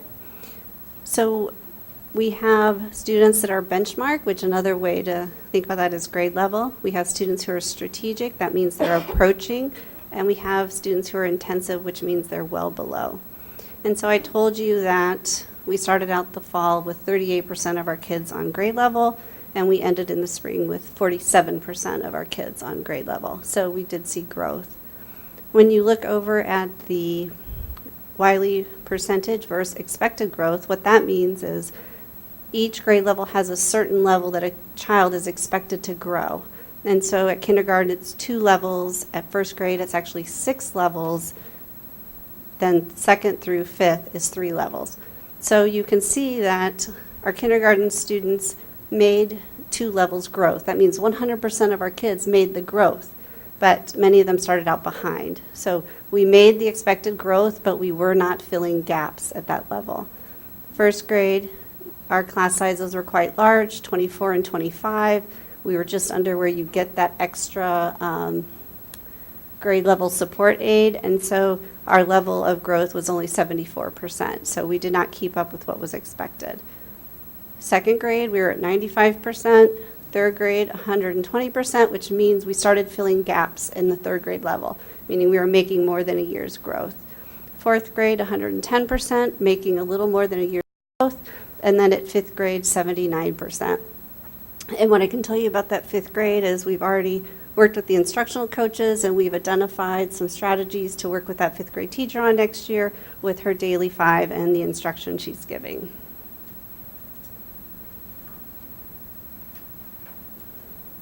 In the last family engagement, you don't have all of this data on your slide, but we want to look at our data. And so how do we know that we increased the community and students' feelings of positivity?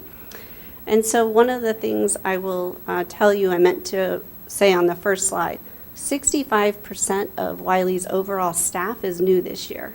And so when I calculated the numbers of all the adults that a child sees in our building every day, including our cafeteria workers and our after-school people, our children at Wiley, 44% of the adults they see are people of color. And so we're really working hard to try to get our students the people that they're seeing every day representing, who they are. And so here we saw last year only 10 parents filled out the 5 essentials, and we worked hard and got 65 parents this year. And so even though the scores aren't great, you are seeing a trend of improvement. Parents' influence on decision-making in the school is a plus 20. So we're at 52% from where we were at 32. And parental involvement in school was a plus 12, parent-teacher trust a plus 13. So we're heading in the right direction. We had huge attendance at our family nights, our open houses, our African American History Genealogy Night. We had over 300 people come to that event. And then we did set a goal that every adult in the building needed to make 8 positive parental contacts a week as a way to start communicating with our parents. And so on paper, teachers documented over 4,100 positive parent contacts this year. And some of them, that doesn't include the ones that have it handwritten. Those are just the ones that some of the teachers, I asked them to put in the database, and most of them did. So this was person-to-person, email, phone, text, dojo, or postcards. So that gives you just a snapshot of the way that we have reached our goals this year.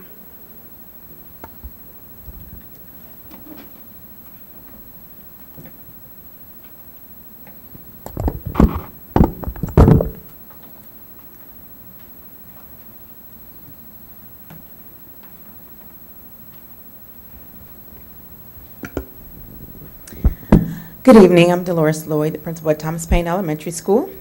It's a pleasure to share our school improvement update with you today. So I'd like to start off with our school improvement plan. One of our goals was to increase students' literacy growth using BAS as the assessment. We wanted to focus on decoding and comprehension. And so a second goal for Thomas Paine was math as well. We wanted to help support students in applying number sense so that they could accurately solve problems. And our third school improvement goal was SEL, and that's helping support students in the area of growing and learning how to self-regulate. And so for reading, looking at our data, one of the highlights was the percentage of students meeting grade level expectations on the BAS increased for every grade level from fall to spring. And so when I say increase, when I looked at our numbers, kindergarten went from 17% increase, from 17% baseline to 19% increase. So that was a 2% increase. For our first grade students, they made a 5% increase. Third grade classes made a 10% increase. And I'm sorry, second grade made a 10% increase, and our third grade classes made a 5% increase. And then fourth grade made a 15% increase, and fifth grade made a 9% increase. So overall, for looking at grade levels first through fifth grade, Thomas Paine students made a 9% increase. The thing that we want to celebrate is the idea that we're looking at supporting students and closing the gaps, and so that's what we saw this year in the area of reading. For math, our students, we had one grade level that had the largest growth in the area of mathematical computation. So one of the things that we would like to work on for this upcoming year is to consistently decrease the number of behavioral distractions in the classroom, to increase the number of students performing at grade level.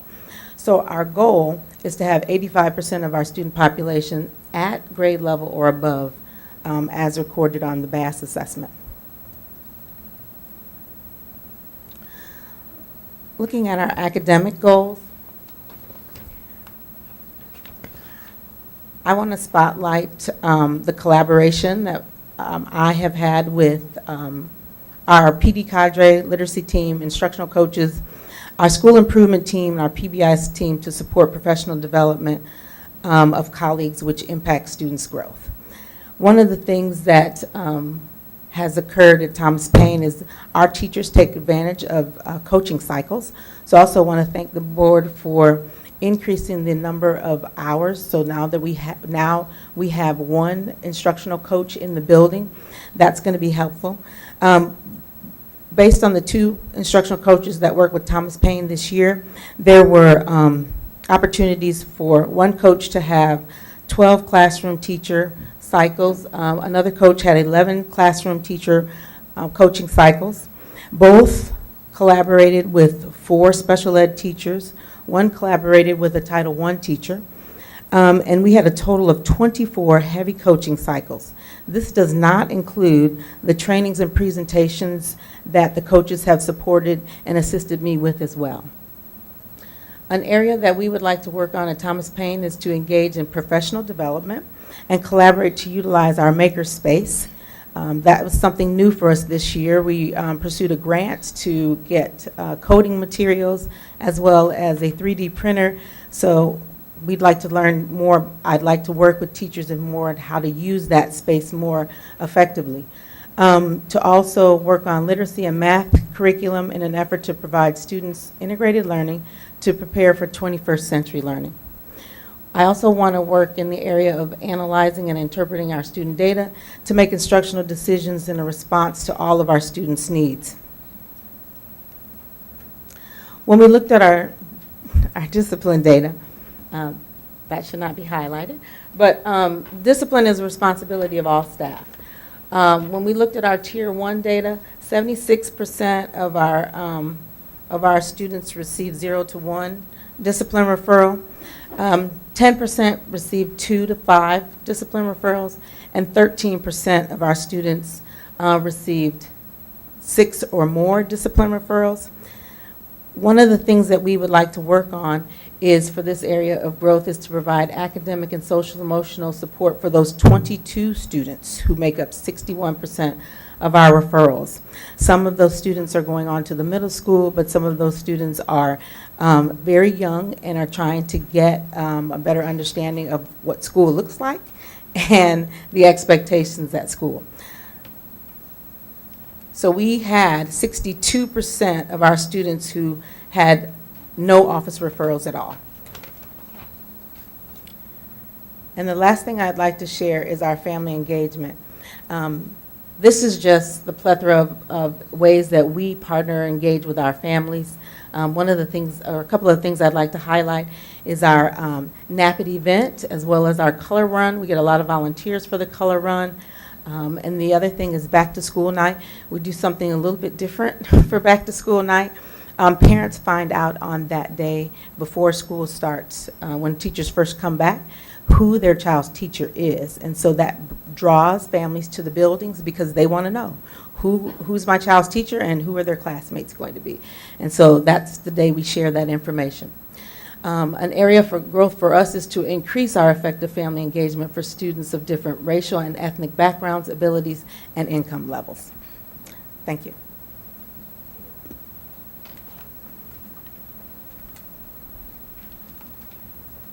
Good evening. I'm Adriana Ochoa, and I'm presenting for Mr. Landsman. And my hope is to continue to become more knowledgeable of LEO throughout the summer. I'm planning out and already meeting with a lot of our parents, who are the most important stakeholders, in my opinion, and our teachers, who have been working very, very hard to making LEO a great school. The first goal was all students of color and economically disadvantaged students who attend LEO for at least 85% of the school year will be at or above grade level reading for reading benchmarks. And from the information that was given to me from Spencer on this slide, from kindergarten through 5th grade, we have 43%, 48% for 1st grade, 42% for 2nd grade, 34% for 3rd grade, and there are some reasons that we discussed already as a school improvement team on Friday as to why we saw the lower number for 3rd grade. In 4th grade, 48%, and 5th grade, 49%. The second goal I think we're going to be a little bit more strategic moving forward with our new school improvement plan already from what I saw on Friday, is to be more conscious as to the guidelines that we're following for a math goal. In this goal, students will demonstrate mastery, 80% or better of grade level specified math facts when it comes to all students. So you can see from kindergarten through 5th grade. Sorry, I have a cough. So the A plus means addition, then subtraction, multiplication, and division. Unfortunately, I don't think the guidelines were set for everyone the same, so we did take that into consideration for this past year. So we will be more conscious for the next one, as we have already begun to write those. The academics for Leo look as follows. We use the BAS data. It means the numbers on there represent percentages at or above grade level for the spring benchmark.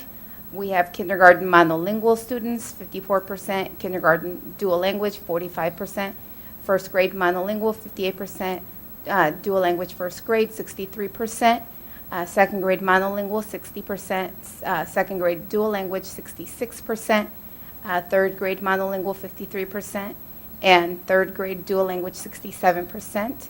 For fourth grade monolingual, we had 70% of students, fourth grade dual language, 25%. And I know that we are already considering how we can meet those needs for our dual language students and continue to move forward. I'm looking forward to working with Danielle more closely, as our buildings are very similar in providing dual language services to our students.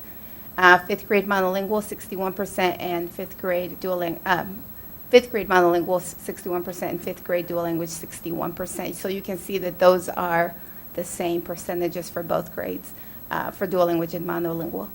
Over 50% of the students learning in a second language. English literacy instruction for our students in DL begins in third grade. Some of the areas for continued growth: implementation of a balanced literacy with fidelity across all classrooms, following a protocol for determining most effective language of intervention. I know that's one of the things that, even in my background as a bilingual teacher, always trying to strive to find the best resources for our dual language students that are providing the same kind of equity across as they are for monolingual students also. And then development of appropriate benchmarks for students learning a second language, which is very, very important when we're looking at data. The discipline data for Leo looks as follows. The discipline is the responsibility of all staff, and I think that's moving forward with me going into the new building as a building leader. That's one of the priorities that I will set for everybody in the classrooms, that we all need to be uniform and following a consistent method. For Tier 1, we had for 0 to 1 office referrals, 94%. Tier 2, 2 to 5 office referrals, 4%. And Tier 3, 6 or more office referrals, 1.5%. I know that this year they had a huge celebration the last week of school with receiving 16,000 YOPs. And that is the form that Leo uses right now as giving rewards, like a reward ticket system for the students. If they're caught doing something good, teachers are allowed to hand those out. And then I know Spencer took a lot of time in counting those up, putting them up on the board, and then having this huge celebration, which I expect myself to continue with them and keep moving forward with more celebrations of students' behavior. Some areas of continued growth also, teaching school-wide expectations to students and parents new to Leo, and we are already brainstorming on new ways, on new ways to bringing in those new families and parents into the school, and highlighting those positives of these are the things that we do at Leo. These are the acceptable things that we follow, to continue to have these outstanding, this outstanding kind of data with Leo, if not better. Our focus is going to be on respect for property, and also doing the social emotional learning with fidelity across all classrooms. Family engagement. This is what it looked like last year, this past year, but as we continue to move forward, I do expect to implement more family engagement activities into Leo. I've already begun speaking with some of the teachers I hope to build more committees with them across the board, from representing from K through 5, and meeting with them this summer so we can be proactive versus reactive when it comes to bringing in our families and engaging them in the process of learning. A few areas to continue growing or to improve the two-way school, home, and communication through selection and school-wide use of common social media. And one of the things that they were looking at already and using is called Class Tag. I believe it will show us percentages of how many times the parents are accessing Class Tag. And you can actually assign things for the parents to do with their students, whether it's an activity or doing something else that the teacher might think is beneficial for them. But that is it. Thank you. Good evening. My name is Danielle Jackson. I'm happy to be here with you this evening, presenting on Dr. Williams Elementary School and updating you on our school improvement goals. As we came before you before and stated, we were really looking at, and I'm going to read from here because it's a little blurry, ensuring that students will be able to create writing pieces on a variety of topics across different genres, using the process developed in our Writers Workshop, which is our district curriculum.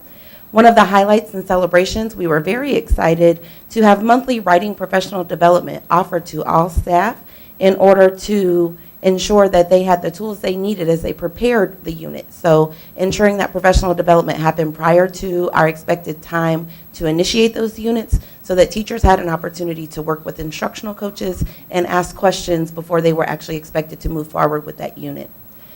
A second goal that we had our focus on, and we always talk about ensuring that we are meeting the needs of the whole child, and that focus is ever present in our building each and every day. We wanted to focus on social, emotional, and behavioral. Our goal is to ensure that the amount of time that our students are in the classroom will be maximized and create a behavior system that does not overrepresent any racial group.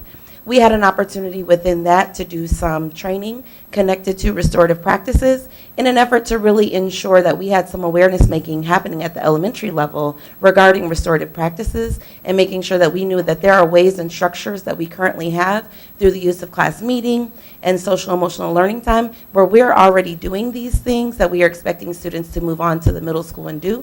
And we want to ensure that we are helping grow their sense of awareness as we start to prepare our students for that next level. A highlight in this area is that students had opportunities within our building, and this is an ongoing process, so this is definitely not new for this school year, to use calming boxes within the classroom in order to problem solve and prevent a referral ever happening. Our goal is to really ensure that we have students recognizing, I'm becoming upset, I need to go take a break, let me utilize the tools and resources that I have within my classroom before any additional targeted negative behavior might occur. SEL is taught to all students within our building at the exact same time between the hours of 8:30 and 9 o'clock to ensure that all students are getting this specific and strategic instruction. With the use of the number of scheduling things that we have in the building, we really wanted to focus on ensuring that no students are being pulled out during this time so that all students have an opportunity to have these specific and strategic learning opportunities related to social and emotional learning.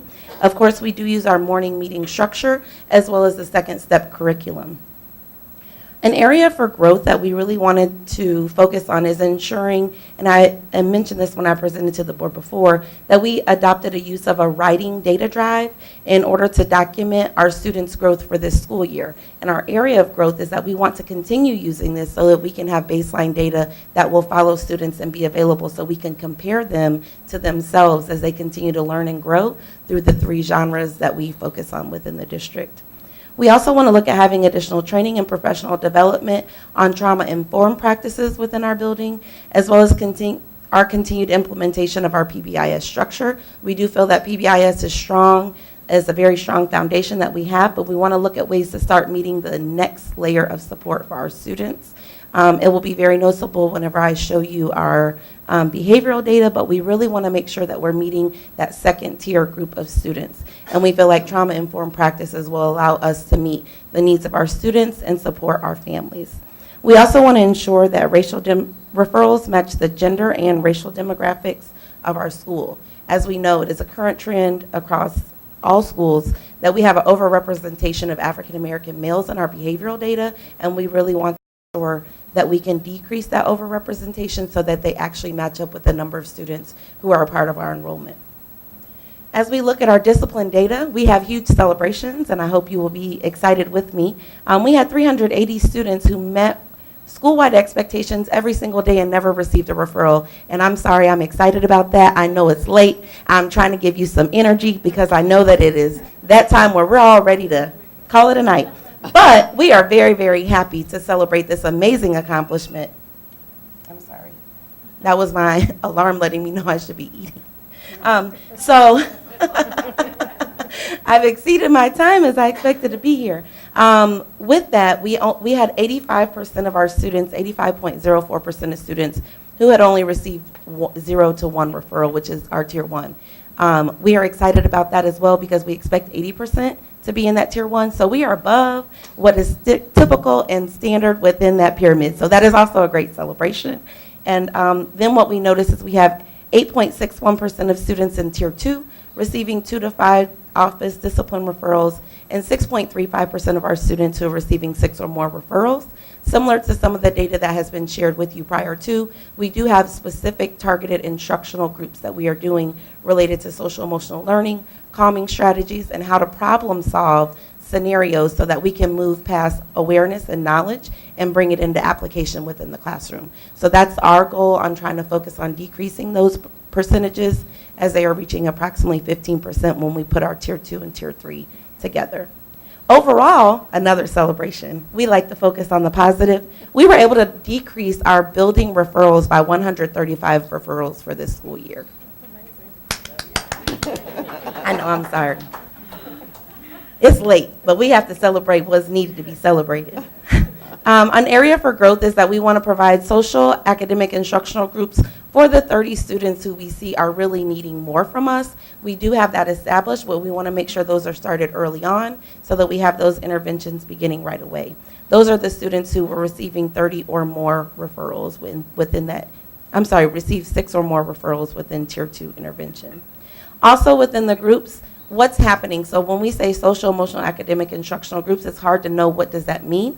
We're making sure that we are modeling, practicing using calming strategies, utilizing role playing, which makes anytime you use multidactyl learning and instruction, students are more apt to apply it in their day-to-day interactions. Students are problem solving different scenarios and determining how they will apply their skills that occur within the classroom on any given basis. So we're reading books, we're looking at examples of what would you do if someone hit you, and then how would you respond?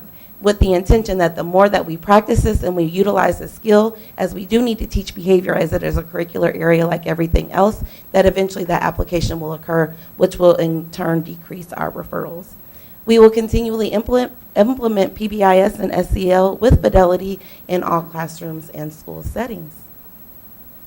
Within our academic data, we saw that we had 58.1% of students who are at or approaching benchmark. And we really looked at focusing on approaching because we know that they're very, very close. I didn't break it down based off the levels that the students grew, but we looked at how many students are actually on level, and then what is the percentage of students that are very close, because we know that that would be the area where we would really start trying to get them at level and moving those students from the red to the yellow to approaching, with the goal of moving forward, getting them also into our green, which is at benchmark. One of the things that we want to make sure that we focus on is increasing the support for our dual language classrooms through the usage of, currently we have retired teachers, kind of like Mr. Simmons was talking about, utilizing our experts. We have retired teachers that come back and provide intervention support for our monolingual classrooms. And so a goal for next year is ensuring that we have the exact same amount of support for our dual language students so that they are getting that academic support in Spanish. Also, utilizing the America Reads and America Counts tutoring program, because we have a number of qualified tutors who speak Spanish, and we want to make sure that we are utilizing them in those classrooms so that the students are receiving support in their native language or second language as needed. We want to have targeted instructional groups from the beginning of the school year, so the very first day of school, ensuring that our Tier 3 students are receiving support in both our monolingual and dual language classrooms. And we would like to increase Spanish literacy resources through the use of our Illinois Empower funds. We have been very conscientious in ensuring that these funds are utilized to increase and help bring up the number of resources available to dual language, because our companies are continuing to ensure that we have quality Spanish materials. We have to make sure that we are continuing to get them in our classrooms. A true exact translation of a book does not always produce the best book, so we're trying to make sure that we're focused on finding resources that will give the depth that we receive in our books that are written in English. And I will just move quickly through this, our family engagement. We are very excited about the number of families that we are able to have come and attend our parent events. A major highlight for our school year, it's always well attended, is our back to school night. It's structured very similarly to Ms. Lloyd's. Also, our character trait breakfast celebrations are when we focus on that 85% of students who are doing the right thing, and they're nominated and recognized for making positive choices within their classroom. It can be by any staff member, and we provide a light continental breakfast, and then we make sure that we celebrate them for the things that they were nominated for. We have huge turnouts. It's always an amazing time to really have a positive reason to come and celebrate our students. You can read a long list of other things that we're doing that we continue to do and that have been long-standing in our building. Areas for growth is really looking at how are we communicating the parent events that we have. So increasing the amount of social media usage that we have in our building through the use of our Facebook. I've already been partnering with Mr. Williams to ensure that we have an active live Facebook page for the school in addition to our PTA page. And then one idea that we're going to move forward with for the fall is the use of a Chromecast. So as you enter our building, there is a television, and currently it's off. So what this will do is allow us to have a stream of pictures, events, videos always running, so that as you walk in and drop your student off, you might just see that we have a parent event tonight, and then you might be encouraged to come. And so it's a live way through the Google platform to ensure that that's a constant scroll and ever-present reminder of ways that you can be involved at our school. Thank you so much for your time. All right, good evening once again. Brian Anderson, principal of Yankee Ridge. So Yankee Ridge had 2 school improvement goals this school year. One was for social and emotional learning. Our goal was to have all students develop self-management skills and feel connected to the school community so they can feel empowered to manage their own behavior and emotions. Thanks. And I am proud to say that we brought on the French dual language program, so that school community was very essential, especially for our French-speaking students that joined us this year, and that is one of the highlights. Especially the younger students that came to us in kindergarten and first grade, I think they feel very much connected to the school and welcomed in the school. Other highlights include that we have morning meetings in every classroom. We have a weekly community assembly every Friday at the end of the week. Second step instruction is occurring in every classroom as well.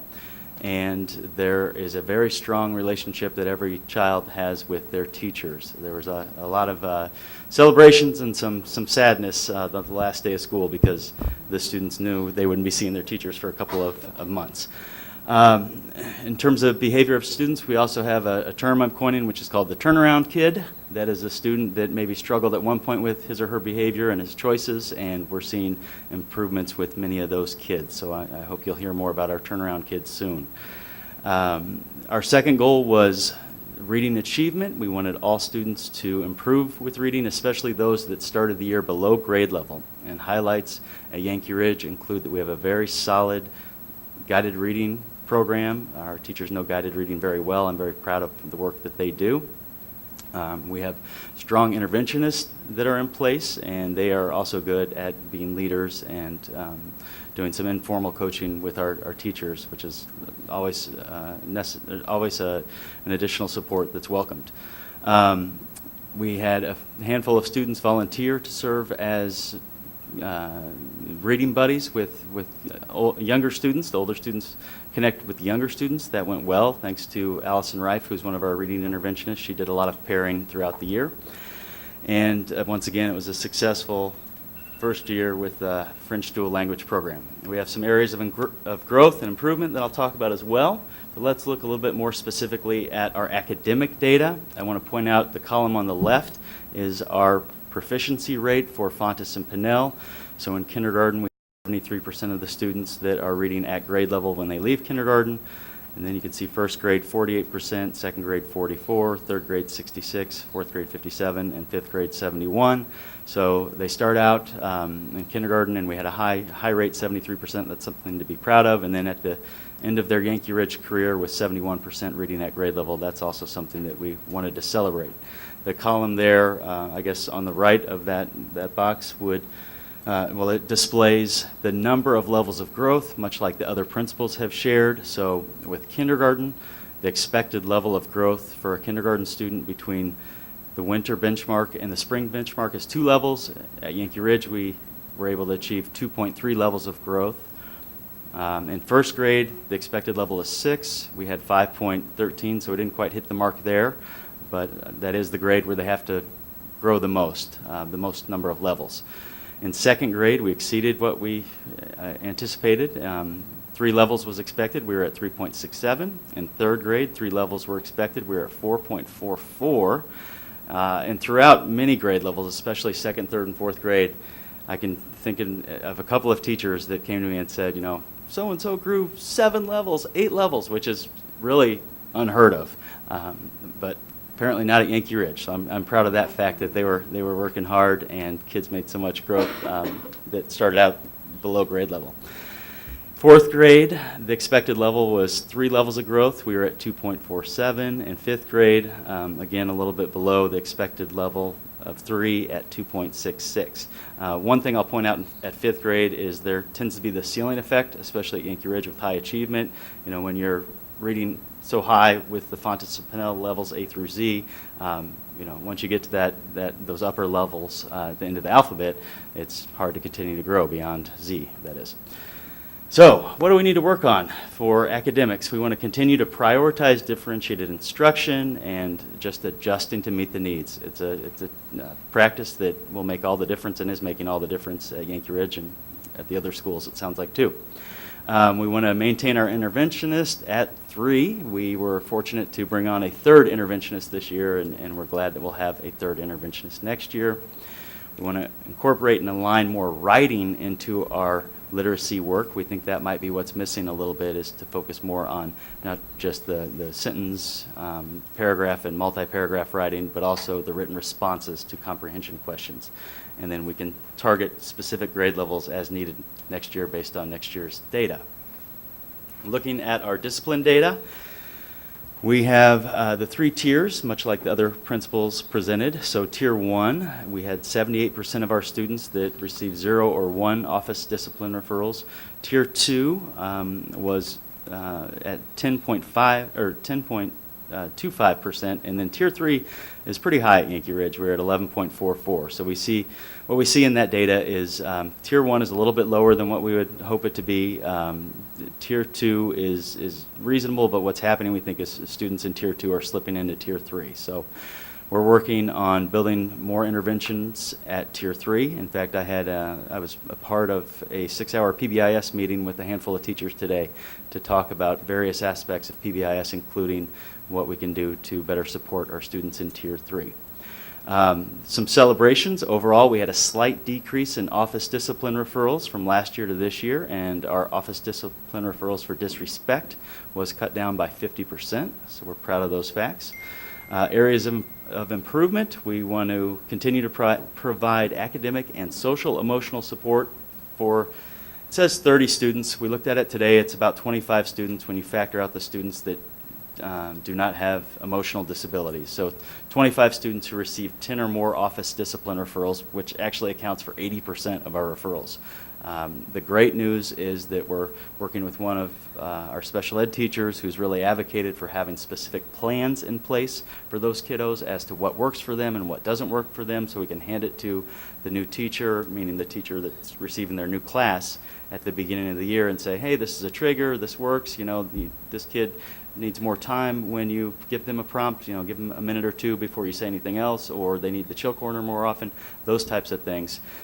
Those plans have been written already by the teachers and will be passed on to the teachers with their new classes next year. And then we'll continue to implement and improve PBIS systems. family engagement at Yankee Ridge. We have a very active and supportive PTA, which we're proud of. They've provided a variety of supporting events to bring families in, including movie nights, fine arts. They did purchase the climbing wall that kids are enjoying at indoor recess time. They've had community dinners and potlucks and Junior Scientist Day as well. We also have quarterly principals advisory committees, which will continue next year, and many more events there you can see on the list.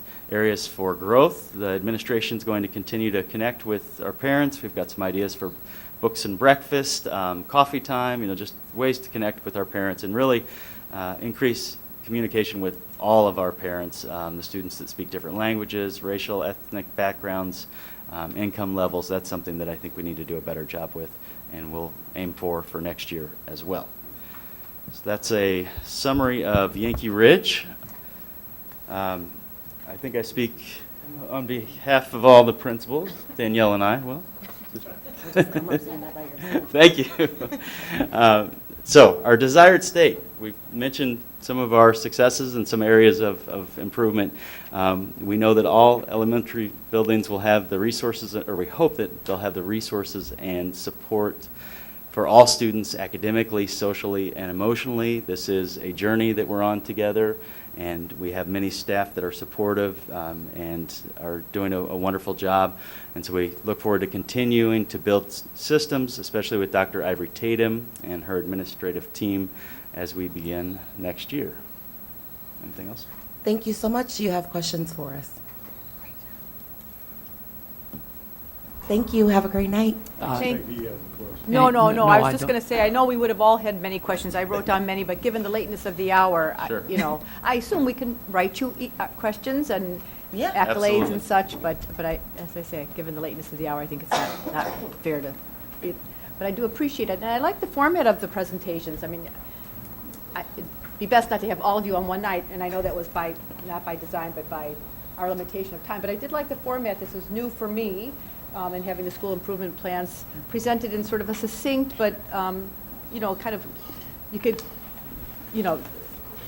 uniform manner across schools, which, I found really helpful. So thank you for whoever came up with that good idea. Thank you. We are very appreciative to the administrative team who came in and supported us through this process to ensure that we received your feedback to follow up on our school improvement plans. So they didn't just kind of lie in wait, that we really came back to show you what we've been working on as we begin to plan for the next year. So very huge thank you to our administrative team and especially to Mrs. Corder for all her support with this. Want to make sure so you don't get those emails. When is your last day? Thursday, Oh, okay. I just wanted to make sure. 4:30. Sorry, 4:30.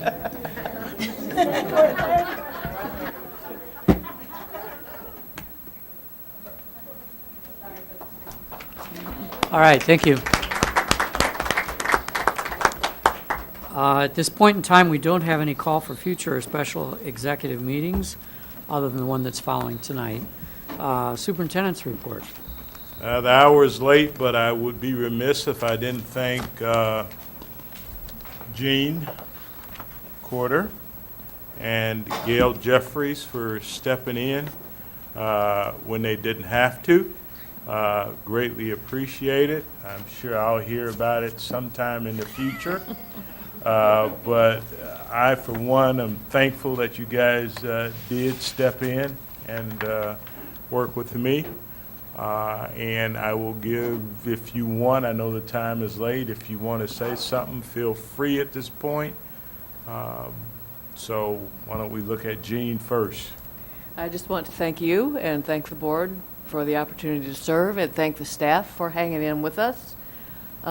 We had a big learning curve coming back after I wasn't on the beach at the time, but I had plans to be on the beach that I postponed, but I hope to be there again soon. So thank you to everybody who put up with us and helped guide us and went on this crazy journey with us. So thank you.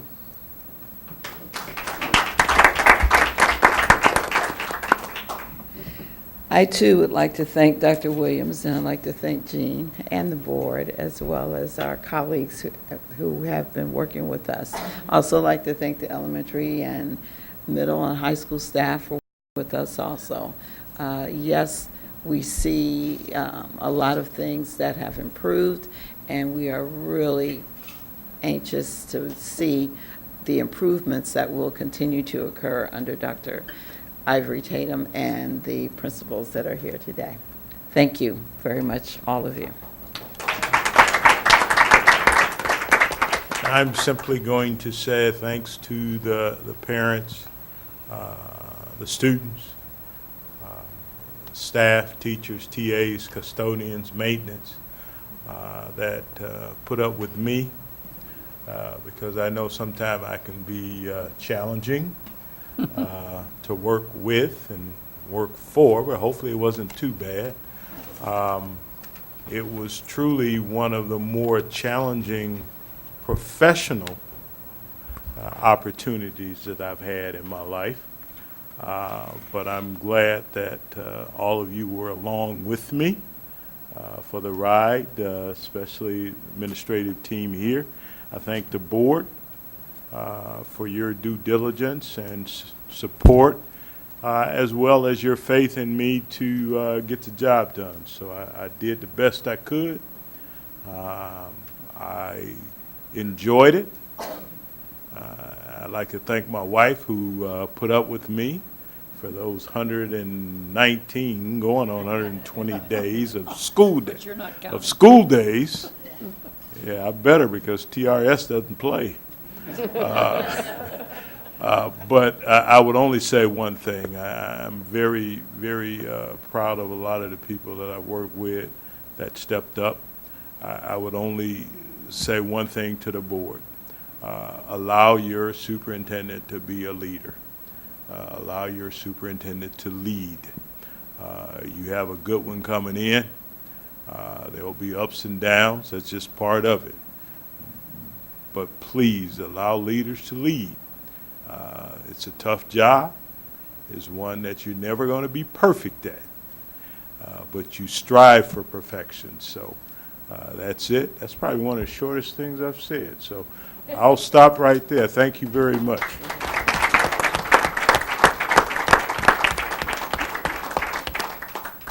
Board reports. Just a real quick one. I went to the Urbana Neighborhood Connections Center today and met with Ms. Mitchell and Ms. Hand just to get the lay of the land, see what improvements and things they've done. And it was a wonderful experience. I'm just totally in awe of the work that they do for our kids. And I just want to mention that this Saturday at noon at the Neighborhood Connections, they will be having a little celebration of, it's late, so I can't remember the number that Janice told me. It was either 7 or 17. I want to say 17 kids who graduated, who are Urbana seniors, majority, well, a lot of them from Urbana. So it's going to be about an hour-long celebration just to wish them well and thank them for coming in every day. So anybody's welcome to attend. She invited all the board and staff if they could make it on Saturday at noon. Thank you. All right. Any other board reports tonight? Okay.